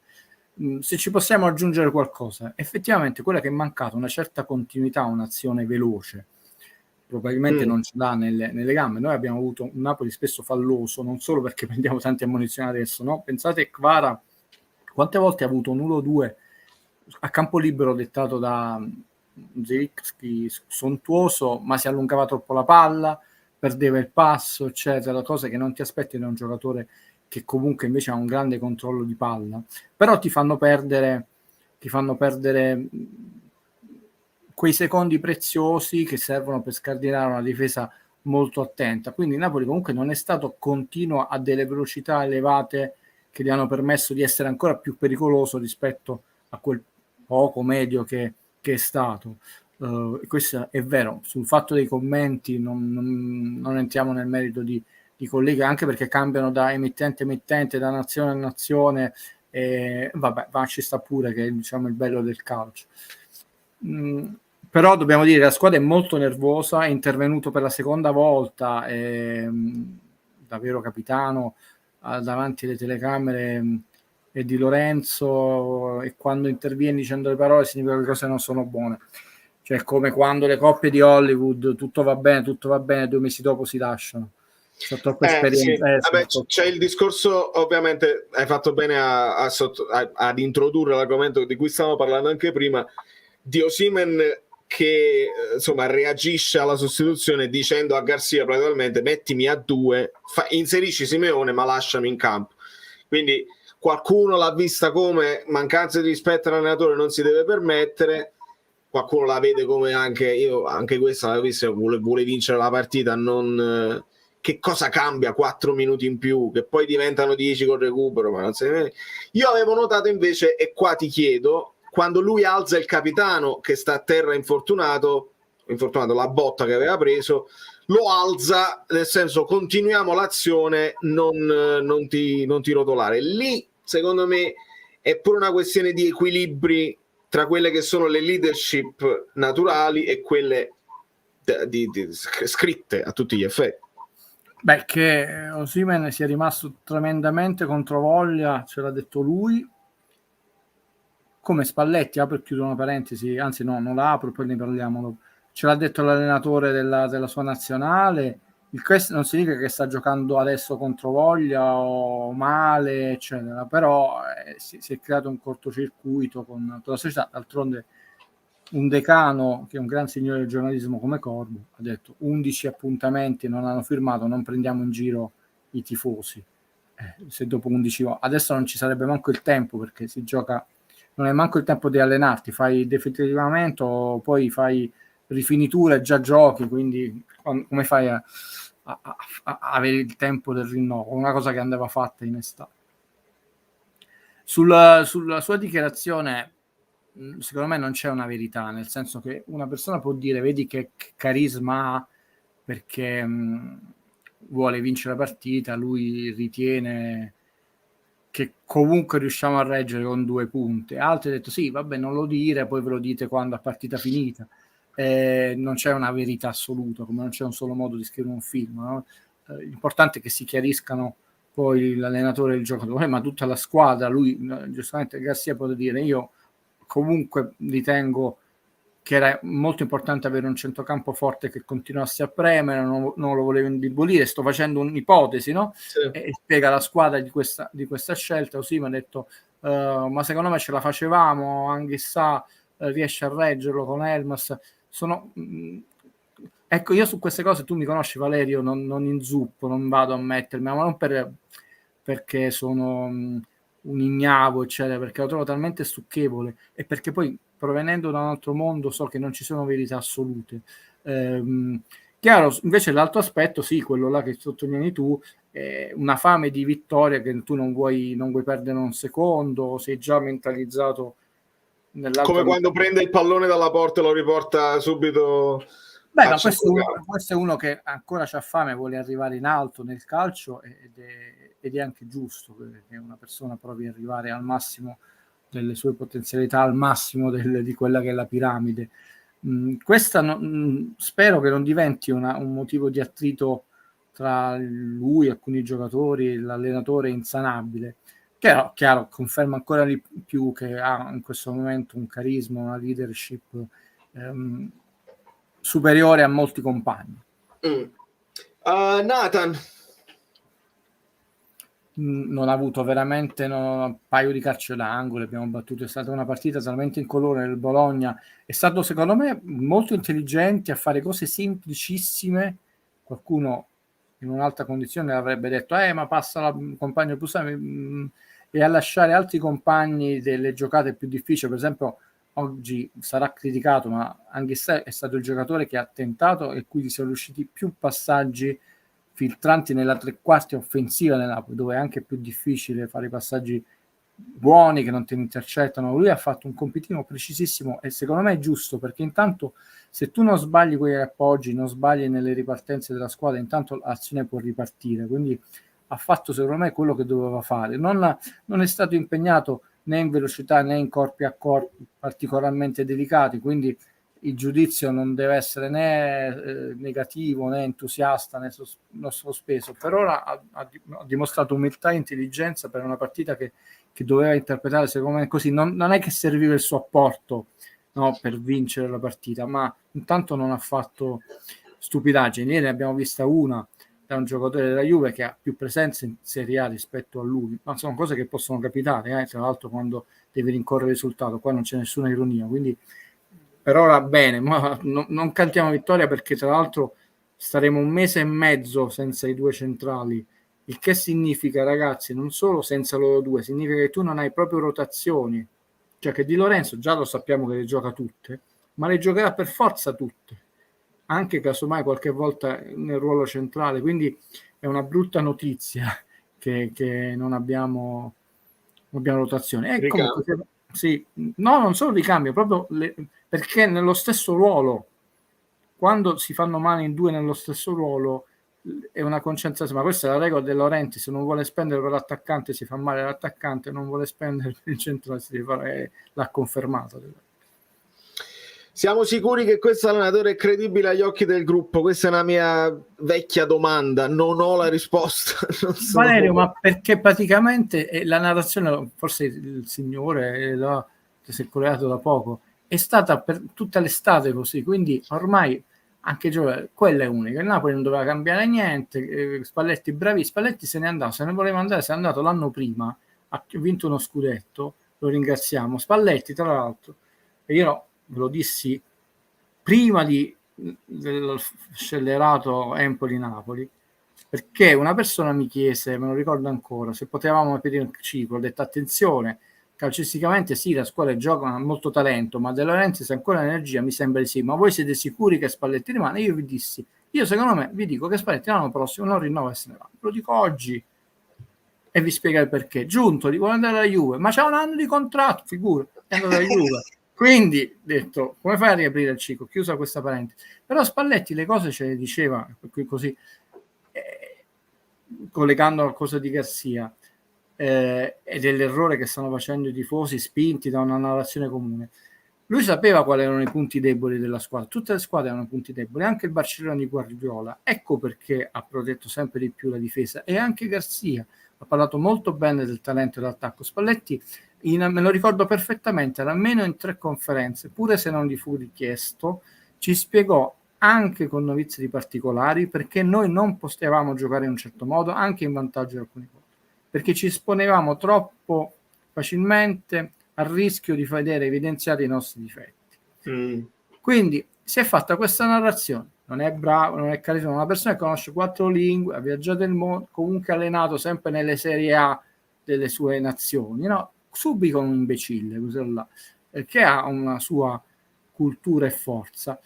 Doveva fare come Spalletti, non ha chiamato Spalletti, non doveva toccare nulla, eccetera, eccetera. Questa è una squadra che aveva una sua erosione, probabilmente doveva cambiare dei giocatori, che non perché li vogliamo bocciare, non li vogliamo più bene o siamo ingrati come qualche collega, perché a volte è giusto proprio rilanciare una sfida con nuovi stimoli, e tu anche l'Inter ha fatto quest'anno, no? Però quello che è funzionato per noi non può funzionare l'Inter, nel senso che ha cambiato Dzeko, eccetera.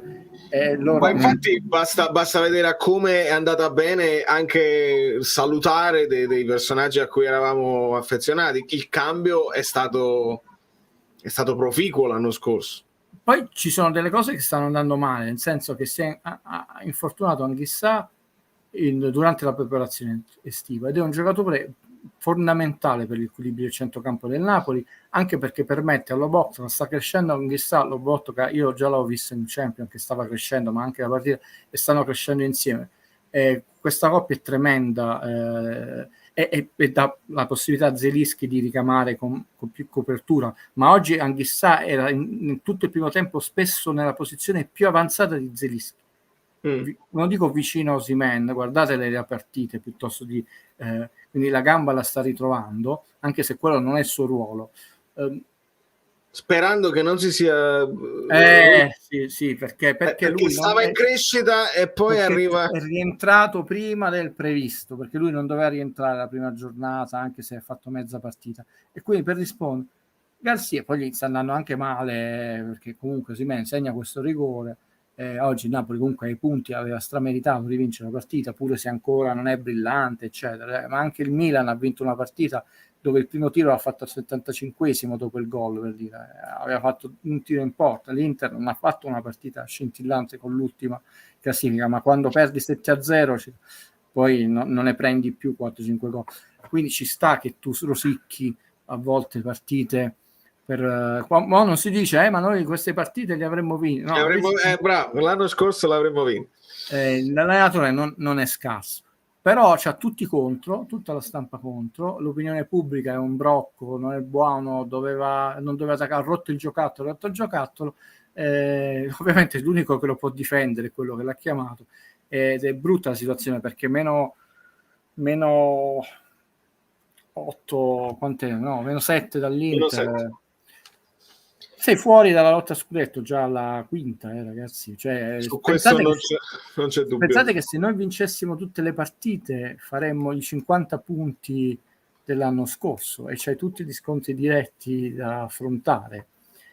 Cioè, questa è una squadra che non fa più di 37 punti nel girone di andata e ci va bene se ne fa 37. Guido, approfittiamo di questo commento per spiegare un pochino meglio la situazione del mondiale per club, perché il discorso del ranking, del punteggio, qua lo possiamo dire senza problemi di essere smentiti. Tu sei l'unico a Napoli, non so nelle altre città, però l'unico a Napoli che ne ha parlato. Se avessimo fatto una preparazione volta a raggiungere il massimo della forma nei mesi clou, febbraio, marzo, aprile, puntando a fare punteggio per il mondiale del club, spieghiamo bene a Mario che veramente serve un miracolo per fare più punti del Milan e quindi rientrare, perché l'Inter è probabilmente irraggiungibile, ma per fare più punti del Milan serve un miracolo vero e proprio. Sì, hanno messo un nuovo perché questo regolamento era provvisorio, poi non so se è quello definitivo, che è ancora più negativo per il Napoli, che praticamente sono solo i punti raccolti per le partecipazioni in Champions League. Quindi in questo momento la Juve ha 47 punti, il Milan 36, il Napoli 31. Il Napoli non scalerà più punti perché solo le partecipazioni in Champions League, quindi ne ha 25 dell'anno scorso i punti che ha fatto quest'anno, e quest'anno sono i 4 perché ti danno il bonus quando partecipi ai gironi e 2 per la vittoria. Scusate, la Juve scalerà a 21 punti, quindi da 47 meno 21 vai a 26. Bisogna anzitutto vedere se tu si qualifichi in Champions League, perché se tu non ti qualifichi, la Juve si qualifica, il Milan si qualifica, sono 4 punti. Quindi intanto devi considerare che l'Inter, giusto per se Valerio lo vuole sapere, è a 61, quindi è proprio irraggiungibile. Cioè, fatevi i calcoli che se tu vinci, non so, 4 partite e un pareggio con una sconfitta nei gironi, quindi 4 per 2 8, più 4 12 e 1 13 e 4 17, altri 4 punti 17 19 21, insomma se arrivi quasi alle semifinali, ai quarti vincendo un sacco di partite, 24 punti, cioè devi arrivare ai quarti ma vincendo tante partite ai gironi, vincendo 2 partite su 2 agli ottavi, vincendo almeno una partita ai quarti, cioè. Quindi non cominciamo a sì, perché ci sono già troppi colleghi, ma ve lo capite che se il Napoli vince a Genova, l'Inter e Milan pareggio, siamo a un punto, non è successo niente, ma lo capite che siamo solo un meno punto rispetto all'anno scorso, ma lo capite che se il Napoli vince a Bologna, no, ha fatto una preparazione perché in base alle sue conoscenze, alle sue esperienze calcistiche e alla programmazione della cabina, detto avranno fatto determinati calcoli, però in questo momento gli sta andando male perché ci sono giocatori infortunati. In più tu ci devi arrivare prima, per dire, agli ottavi, e prima di arrivarci ce la devi guadagnare la qualificazione, e per guadagnarsi il Napoli c'è un bruttissimo calendario perché le 2 partite centrali Real Madrid ce l'ha con il Braga e noi le 2 partite ce l'abbiamo col Berlino, che è la squadra, diciamo, la diretta concorrente quindi io non ragiono qua vince se, ma se ci vogliamo fare questo gioco, il Real Madrid si potrebbe trovare all'ultima partita, che è già qualificato come primo, pur perdendo a Napoli, ma vincendo le sue 2 partite con il Braga e vincendo al Bernabeu con Napoli, e all'ultima partita c'è il Berlino che è ininfluente. Non facciamo il se.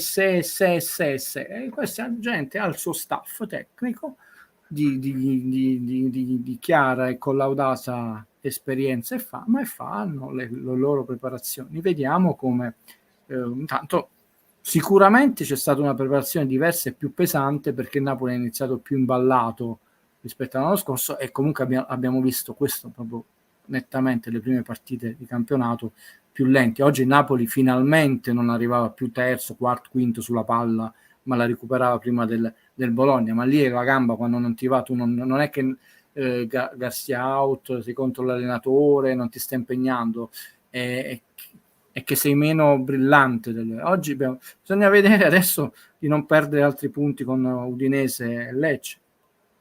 Lukaku, Roma in vantaggio, e ascoltiamo un vocale che ci aveva mandato Vincenzone di Guida. Vi ricordate quell'allenatore portoghese che fu esonerato e al posto suo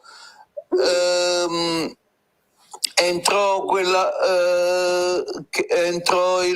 nel Chelsea che vinse la Champions League? Ma si deve fare la stessa cosa con Garcia. E poi presero Di Matteo che fece... sì. E infatti Di Matteo poi ha questo record di questa Champions vinta con pochissime partite, e poi non è rientrato più. Però quella è già una cosa che già stavamo, già dovremmo essere in là con la Champions, e secondo me, Vincenzo, non dobbiamo guardare troppo in là, dobbiamo pensare adesso nell'immediato. Sì, io mi ricordo ancora Maggio che non fa il 4-1 al San Paolo. Come no. Non ricordo. Allora, volete sapere cosa ha combinato? Sì, sono andato a controllare, perché ho capito che io mi appoggio su questa memoria che qualcuno giudica formidabile. Ho aperto il computer, Villas-Boas fu esonerato alla 27esima, mi ricordavo, e subentrò Di Matteo, ancora lo zio Guido regge, dai. Volete sapere cosa ha combinato Spalletti? È andato a trovare l'incompetente Allegri, e mi auguro che Allegri non gli abbia fatto il lavaggio del cervello, perché sennò addio al mondiale e vincere l'europeo. Prendo il messaggio che insomma lascia il tempo che trova, per sottolineare il fatto che Spalletti sta andando squadra per squadra, è andato a trovare Allegri per farsi dare consigli da Allegri, ma sta andando a trovare. Sì, alziamo il livello, perché si fa non solo neanche per galanteria. Tu sei ormai l'allenatore della nazionale e non si va per vedere i giocatori che tu hai tenuto in considerazione, quelli che sono in stand-by, non per parlare. Ci sono anche a volte dei dialoghi, perché uno si è sentito prima, ha detto guarda non te lo sto convocando perché io sto provando cose, non abbassiamo il livello. No, però è interessante, io sfrutto questo messaggio in maiuscolo per immaginare Spalletti sta facendo questo tour dell'anima in tutte le squadre, ma a Napoli ci viene, cioè, perché poi i rapporti no, ma la domanda è: ma lo fanno entrare? Questo è il problema, perché una cosa è il CT della nazionale che va squadra per squadra, perché ci sono dei giocatori che lui va a convocare, e convoca ovviamente anche i giocatori del Napoli perché è nel suo diritto, ma i rapporti non sono cordiali, cioè non è che tu puoi andare alla Continassa o al ritiro della Roma o dell'Inter tranquillamente. C'è una cosa legale in corso, quindi come si risolve? Spalletti non sarà libero di venire a Castelvolturno a parlare con io Garcia. penso che da uomo intelligente di sport, siccome comunque sono tante le squadre da andare a visitare, non è nella prima della lista in agenda. Secondo me non sarà nemmeno, cioè secondo me non può venire. Io sono convinto che serve poi un accordo che tolga anche questa fastidiosa spada di Damocle tra il rapporto tra lui e ADL. Tecnicamente è una struttura privata, cioè hanno tutto, non lo sto dicendo senza nessuna polemico veleno, no? Tu vai a bussare, possono dire no, cioè se ti vengono a bussare a casa, tranne che se non è l'autorità giudiziaria, che tra l'altro deve essere motivata dal magistrato di turno, mandato, eccetera. Cioè tu, no, quindi non solo a Castelvolturno, qualunque posto. Certo, ti viene a trovare Zidane, penso, voglio sperare, diciamo un nome juventino, per instaurare un clima assolutamente sereno, come sempre spero, cerco di portare a voi tutte e tutti. Spero che insomma che tu dici no, non ti conosciamo, non ti facciamo entrare, però teoricamente la struttura è privata, detto, quindi tant'è vero che se si presentano dei tifosi stanno sempre fuori al massimo, e anche lì non possono lasciare dichiarazioni, manco anni dopo, cioè mi sembra che Mertens non può rilasciare dichiarazioni tipo segretato dell'FBA americana, non so, siccome qualcuno qualche volta ci prova, lui è sempre molto disponibile perché viene a Napoli, però Luigi, è chiaro, io l'ho detto in maniera anche molto colorita negli anni scorsi, non so da quanto tempo mi segui, ma ho detto che serve anche un po' di mazzo nel calcio come nella vita. È chiaro che ti manca anche un pizzico di fortuna, è chiaro che quel pizzico di fortuna viene, come si dice, Guido, le banalità che si dicono, no? Che aiuta gli audaci, Audax, fortuna, no, Juva. posso fatti sorridere, no? Aspetta che funziona. L'anno scorso faccio un po' sorridere. Quanti pali abbiamo preso? Sì. L'anno scorso a questo punto della stagione avevamo preso 3 pali. A questo punto della stagione noi abbiamo preso 3 pali. Avevamo fatto 98 tiri, 11 punti, 29 in porta. Ne abbiamo fatti 90, 25 in porta, 12 gol, 8 gol. E la percentuale era 41, la percentuale del 32. Come pali siamo lì, attenzione, non è che abbiamo detto l'anno scorso a questo punto manco un palo avevamo preso, e tra l'altro avevamo avuto 0 rigori a favore, ne abbiamo avuti 3 che c'erano, per dire. Quindi non mi appellerei a questa fortuna, perché l'anno scorso il fatto che uno ha vinto, stravinto, non si ricorda come generato di ritorno tremendo per gli arbitri, che anzi qualcuno si lamentava, ha detto non siamo, sembra che quest'anno non, poi continuavamo a vincere, uno si è dimenticato, quindi siamo pari e patta, no? La siamo pari e patta, e aggiungo, sfruttando il messaggio di Paco, il mazzo c'è, ce l'abbiamo, e come vi siete dimenticati del fine partita contro il Braga, che fa comunque il paio con un po' di sfortuna del primo tempo contro il Braga, quindi veramente c'è un equilibrio totale. E per quanto riguarda i rigori, io ho chiesto proprio a gran voce, proprio ufficialmente, di non darcene più, perché è peggio. La cosa interessante, Valerio, ma io ho detto che il dato era mostruoso, no? E che significa che avremmo avuto a fine anno un dato troppo alto, ma che noi dopo le prime partite avevamo prima il 100%, 75%, 71%, adesso la percentuale di realizzazione al passivo, no? Nei gol che prendiamo è il 56%. A questo punto della stagione l'anno scorso era il 27%, no? Ricordiamo quando abbiamo chiuso, è chiaro che sta scendendo, no? Però è partita da un dato enorme che non va bene. D'altronde, qual è stato il tallone d'Achille dell'Inter l'anno scorso, no? Che prendeva troppi gol? Tu devi avere, ricordatevi questa statistica, così la regaliamo alle TV senza che ci citano, un rapporto di 1-3 tra gol fatti e gol subiti per poter vincere lo scudetto, poco più di 3, no? Chiaramente l'Inter in questo momento ha un rapporto mostruoso, perché è 14-1, no? Però quello del Napoli è un rapporto che come l'anno scorso l'Inter che prendeva troppi gol, non vai da nessuna parte, ed è un rapporto molto scadente di tutte le squadre, no? Fiorentina 11-9, l'Inter è in fuori, la Juventus 11-6, la Lazio 5-8, sta per -3 addirittura, la Roma adesso ha segnato 12-6, quindi non ci siamo in questo momento, che tra l'altro è la squadra che tira di più, perché ci ha tolto pure questo record l'Inter, però prendiamo troppi gol, perché siamo partiti a inizio campionato con una percentuale troppo alta di sfortuna, quindi dobbiamo adesso avere la pazienza, noi come diciamo tifosi, di godere dei piccoli miglioramenti che io auspico assolutamente ci siano in tutte le varie voci, no? Che può essere percentuale di realizzazione difensiva, offensiva, calci d'angolo, eccetera, e non farci prendere ansia. È molto brutto stare così lontano nella classifica, ma io ve l'avevo detto 3 mesi fa, 4 mesi fa, 5 mesi fa, e la squadra deve ragionare con una mentalità diversa. Spero che il capitano, che è il ragazzo tosto, faccia passare questo messaggio nello spogliatoio. Però mentalizzatevi, è un campionato, ve lo disse, che sarà molto difficile, dove a questo punto, se l'obiettivo societario è il quarto posto, il Napoli più di quinto non fa.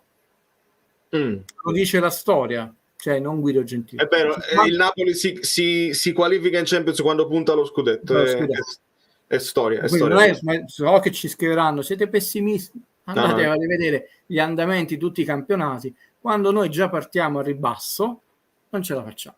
Quando noi facciamo un campionato di vertice, poi c'è lo scippo, nel campionato di traino ce la facciamo per la Champions. Questo è verissimo. Quindi se alla quinta l'obiettivo societario è stato ormai dichiarato, noi dobbiamo arrivare ai primi 4, a questo punto un quinto posto sarebbe oro.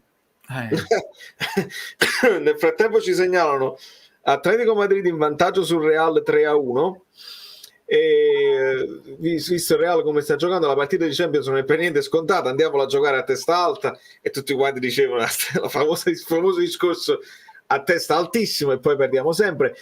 Approfitto per strappare a Guido una promessa di video. Voglio fare un video, ci avevo pensato, voglio fare una cosa tipo cronache di spogliatoio, senza quell'enfasi, perché quel pathos ce l'hanno solo loro e non c'ho i mattoni, li posso mettere come sfondo, però voglio fare un recupero storico di memoria con Guido, e poi ve lo posteremo sotto la partita con Real, rivivendo le altre partite che il Napoli ha fatto con il Real Madrid, così da fare un pochino di memoria storica. Io me ne ricordo bene, tra l'altro tu hai un'ammirazione da parte mia incommensurabile. Per chiudere una parentesi, tu non puoi immaginare le cazziate che mi sto prendendo dalle persone, non tanto quelle che non conosco, quelle che conosco dal video, che adesso ho finito la stagione estiva. Ma non stai facendo più video? Ma è scotch. No, ma non ci puoi lasciare. Tu hai questa, non solo costanza, questa focalizzazione estrema che è ammirevole, pur suonando dal vivo, mentre io faccio le cose dal vivo, ma non ho questa focalizzazione estrema, c'è solo invece al giorno d'oggi.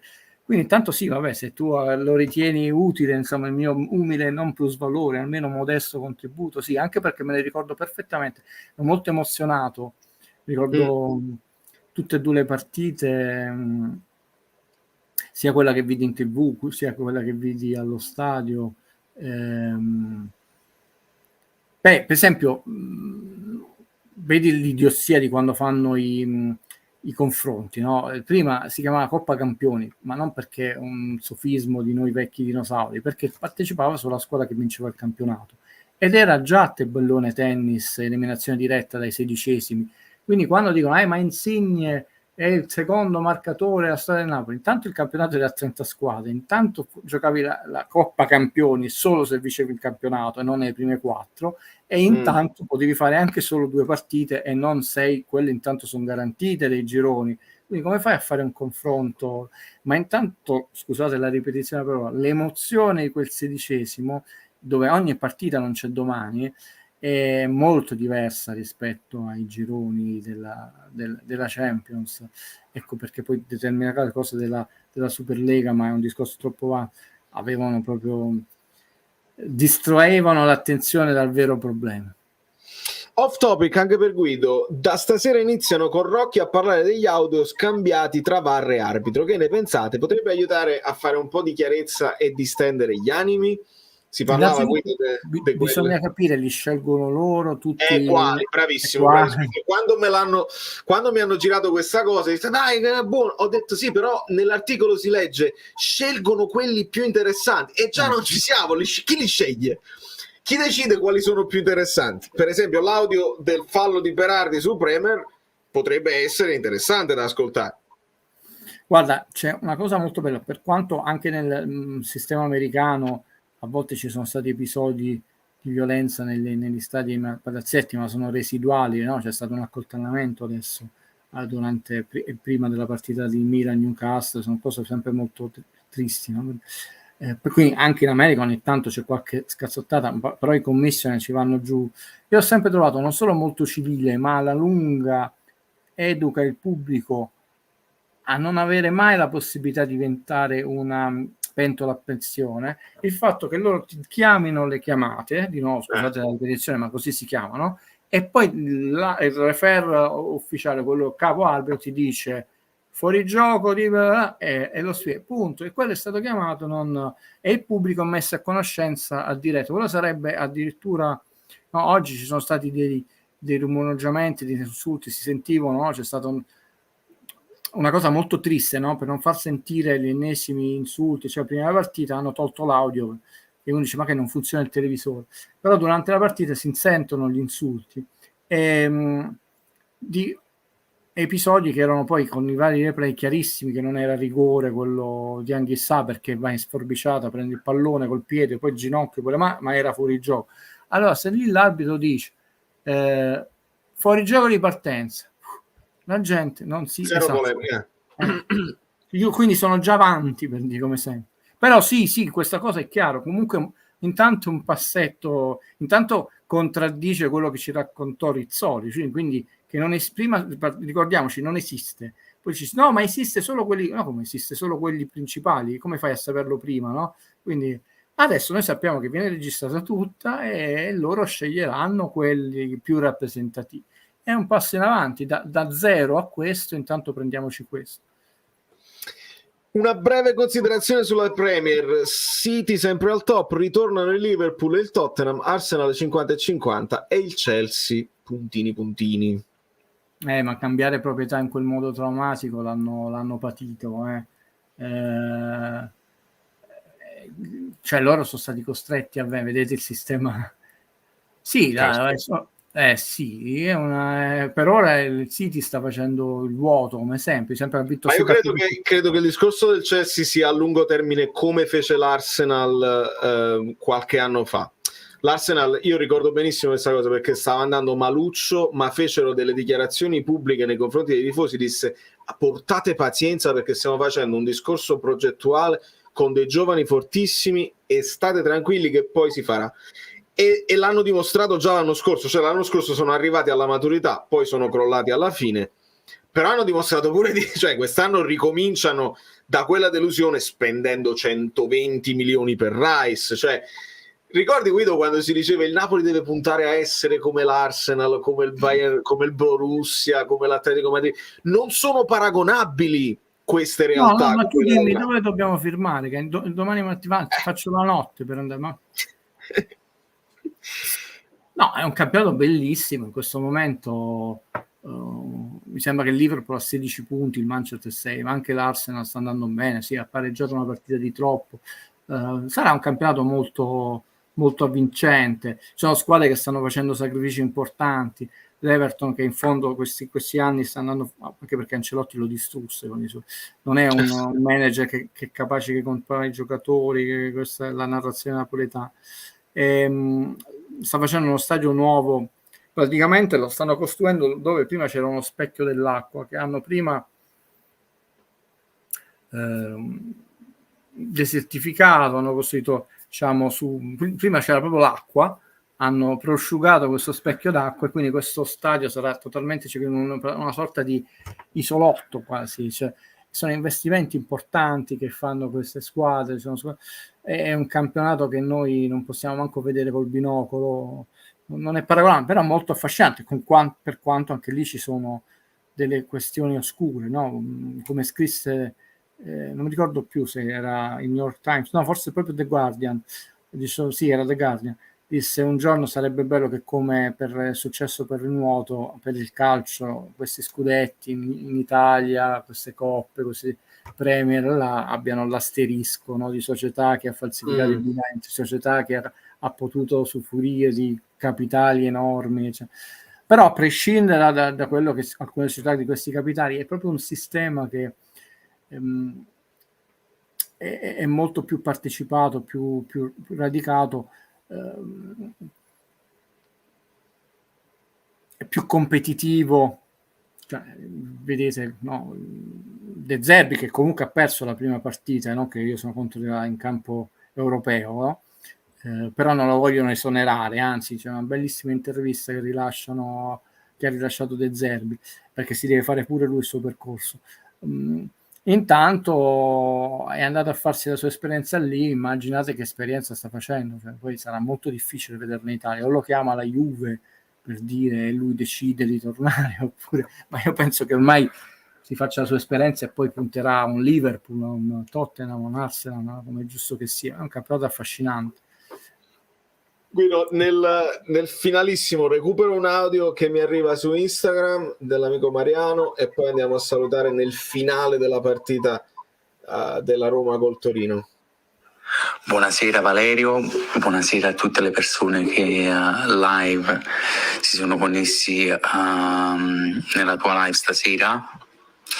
Credo che in questo momento qui ci vuole un pellegrinaggio a Lourdes per come le cose stanno andando. Mi è piaciuto molto lo sfogo tuo dopo la partita di Champions, e poi ritengo che Enrico Variale sulla Rai ha detto una cosa giusta: non c'è feeling tra la squadra e l'allenatore e ADL non può ignorarlo. Grazie e buona serata a tutti. Allora, grazie Mariano. Non ho letto le dichiarazioni di Enrico Variale, si parla di feeling della Venezia, non può ignorarlo, ma non può neanche intervenire, cioè non credo che stia ragionando sulla... Ne abbiamo già parlato alla fine, perché è la sua scelta e la porterà avanti. Secondo te quando è che arriva il momento in cui ADL può sconfessare se stesso? Quando sente che ha seriamente il rischio di perdere la qualificazione il quarto posto. Sì. Due cose: innanzitutto comunque mi è sembrato un vocale espresso con assoluta calma, come piace a noi, educazione, motivato, per quanto non perfettamente condivisibile da parte mia, però è quel cosiddetto bello del calcio. Ed è il bello del calcio perché, quando ti dicevo, poi se tu hai una massa totale uniforme, dominante, che ha un solo pensiero, anche la persona più colta, più saggia, eccetera, poi diciamo, dicono tutti così. Poi può darsi che è pure così, ma a maggior ragione bisognava cambiare e fare una rivoluzione, cioè 4-5 giocatori, diciamo così, in modo tale da non creare questo cortocircuito, perché un inserimento di metodi di allenamento nuovo, di un sistema leggermente diverso come approcciarsi alla partita, non era visto come segno di discontinuità contro i giocatori, vedi, ma come segno di forza per rinnovare la sfida. Andiamo a provare a rivincere, se non quest'anno, però saremo i primi, non che voglio darmi battuto quest'anno, l'anno prossimo, perché aggiungeremo allora questi due tasselli come ha fatto noi. Valerio, per farti un esempio brevissimo, 1-1 tra l'altro Torino, purtroppo in questo momento, Valerio, il Napoli sta su un binario che è diverso da quello del campionato. Questo devono capire gli appassionati che ti seguono. E questo binario non porta dove pensate voi. Al massimo possiamo sperare a un certo punto che c'è una deviazione e ti porti su quell'altro binario, ma con questa deviazione perderai altro tempo, altro spazio. Ma questo binario l'ha scelto Aldirelle a inizio estate con tutta questa sua filosofia. È troppo facile prendersela, non perché lo voglio difendere su Gassia. In questo momento il treno Napoli è su un binario che non è nel campionato di Serie A 2023-2024, cioè lo è, sta partecipando. Sta partecipando a un'altra cosa, perché è una guerra personale sua contro tutti. Cioè. Anzi, uno deve dire, vedi questo allenatore che forza c'ha, perché lo saprà, non è che non lo saprà. È molto più grave di quello che pensiate la situazione. Questo non significa che retrocediamo così, però in questo momento il Napoli è una locomotiva su un altro binario. O lo capite subito, o sarete costantemente presi a schiaffi da tutte queste dichiarazioni, creando un senso di rabbia, di frustrazione, cioè, di sfottamento. Invece serenità, capiamo che questa è la situazione, non se ne esce perché sei su questo binario e quindi devi sperare di andare il più veloce possibile su questo binario, perché poi dovrai fare la deviazione. Dice, vabbè, ho perso solo questo terreno e non addirittura un anno. È chiara la situazione. Questa è, scusate la metafora 1-1 è finita la partita, è una brutta finita? notizia. Sì, perché la Roma ha la preoccupazione, chiaramente per chi non è tifoso della Roma, che Ingrani diventa come il Brasile della pallavolo, che sotto l'entusiasmo era immarcabile, o invece continua questa sua tendenza di non avere questi filotti di 3, 4, 5 vittorie consecutive. Certo è Inter contro Milan, cosa che io vi dissi e basta, cioè fra una non la prossima, che è mercoledì, ma fra una domenica Atalanta-Juve, Lecce-Napoli e Milan-Lazio. La Juve va contro il Real Madrid Salernitana, può dare una mazzata al campionato. Il Torino non toglie Zapata, anzi gli affianca un'altra punta e arriva il pareggio. Signor Gassia, il calcio è un gioco semplice. Ricky, io te la contesto questa dichiarazione, perché tante volte abbiamo visto inserire un numero di attaccanti incredibili, perdi il controllo del centrocampo e non Esatto. solo ti esponi, ma crei di meno, perché tendi a quel punto a fare la famosa pallata, esatto, tendi a fare la pallata, perdi il controllo della partita e non sei necessariamente più efficace. È proprio il contrario di quello che dovrebbe essere una costruzione di gioco. Tu hai delle certezze, ci arrivi senza dover tornare a Sarri, che insomma, però è un esempio che fa capire bene, perché abbiamo ben chiaro quel gioco là che era ben codificato.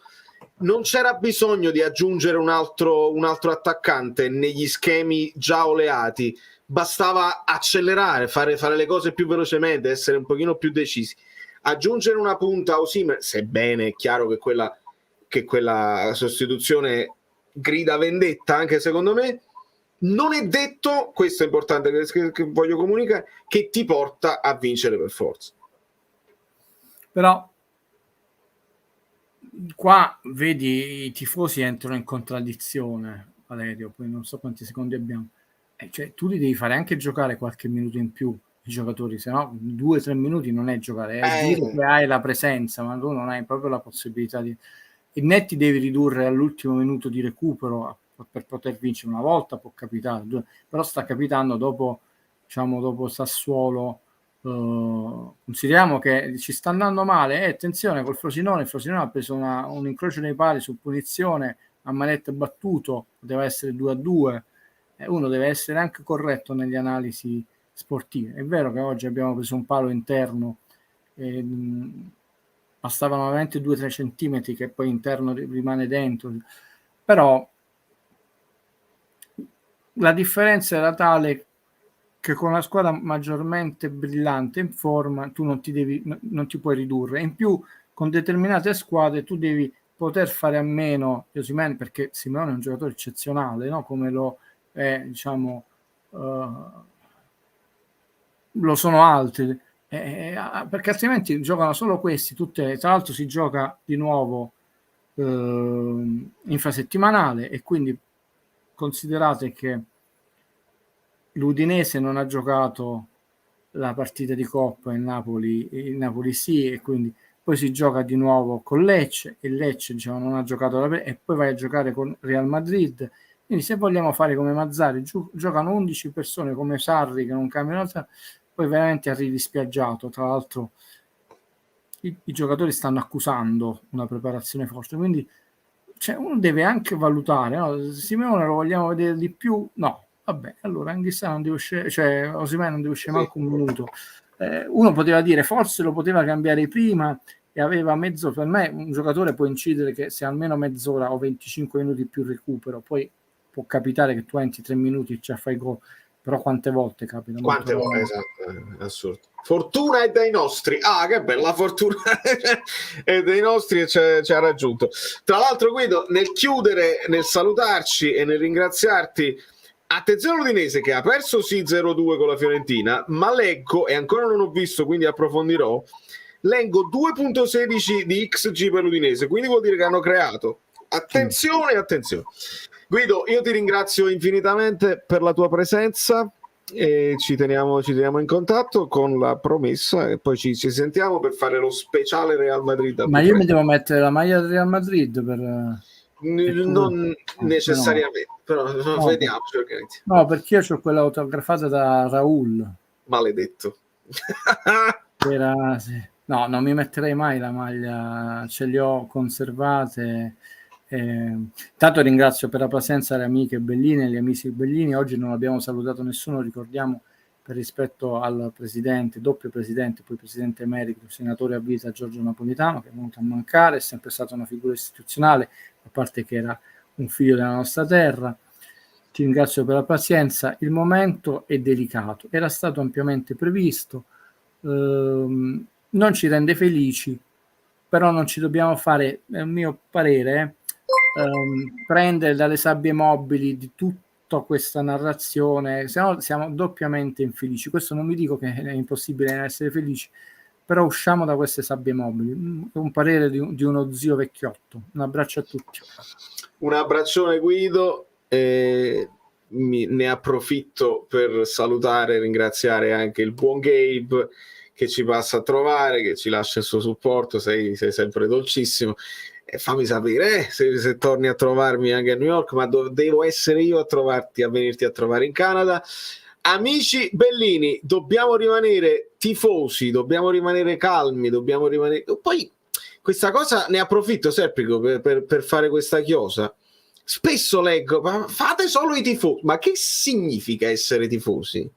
Essere tifosi significa non criticare mai, non analizzare mai. Io penso che il tifoso del Napoli, e ve lo dicevo prima, il tifoso del Napoli ama capire le cose del calcio, il tifoso del Napoli allo stadio invece di incitare sempre mormora perché vede delle cose tatticamente e cerca di capirne di più.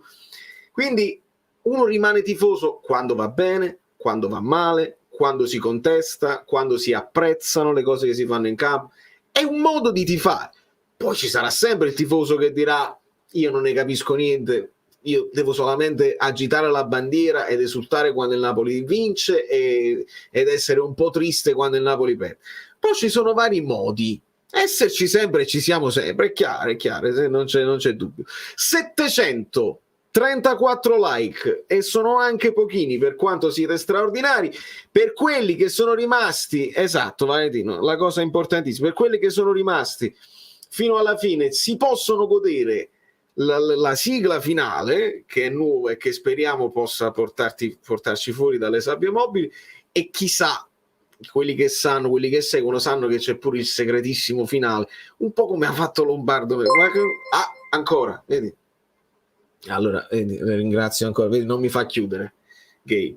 Fiorentina pessima ma clinica, e forse intende cinica. Mi devo andare a rivedere questa partita, mi guarderò gli highlights estesi e sicuramente la analizzeremo bene, perché ci interessa capire l'Udinese, nostro prossimo avversario. Attenzione alla fine della sigla, perché c'è sempre la cosa tipo Lombardo che dice non si fa la conferenza perché lo scoprirete.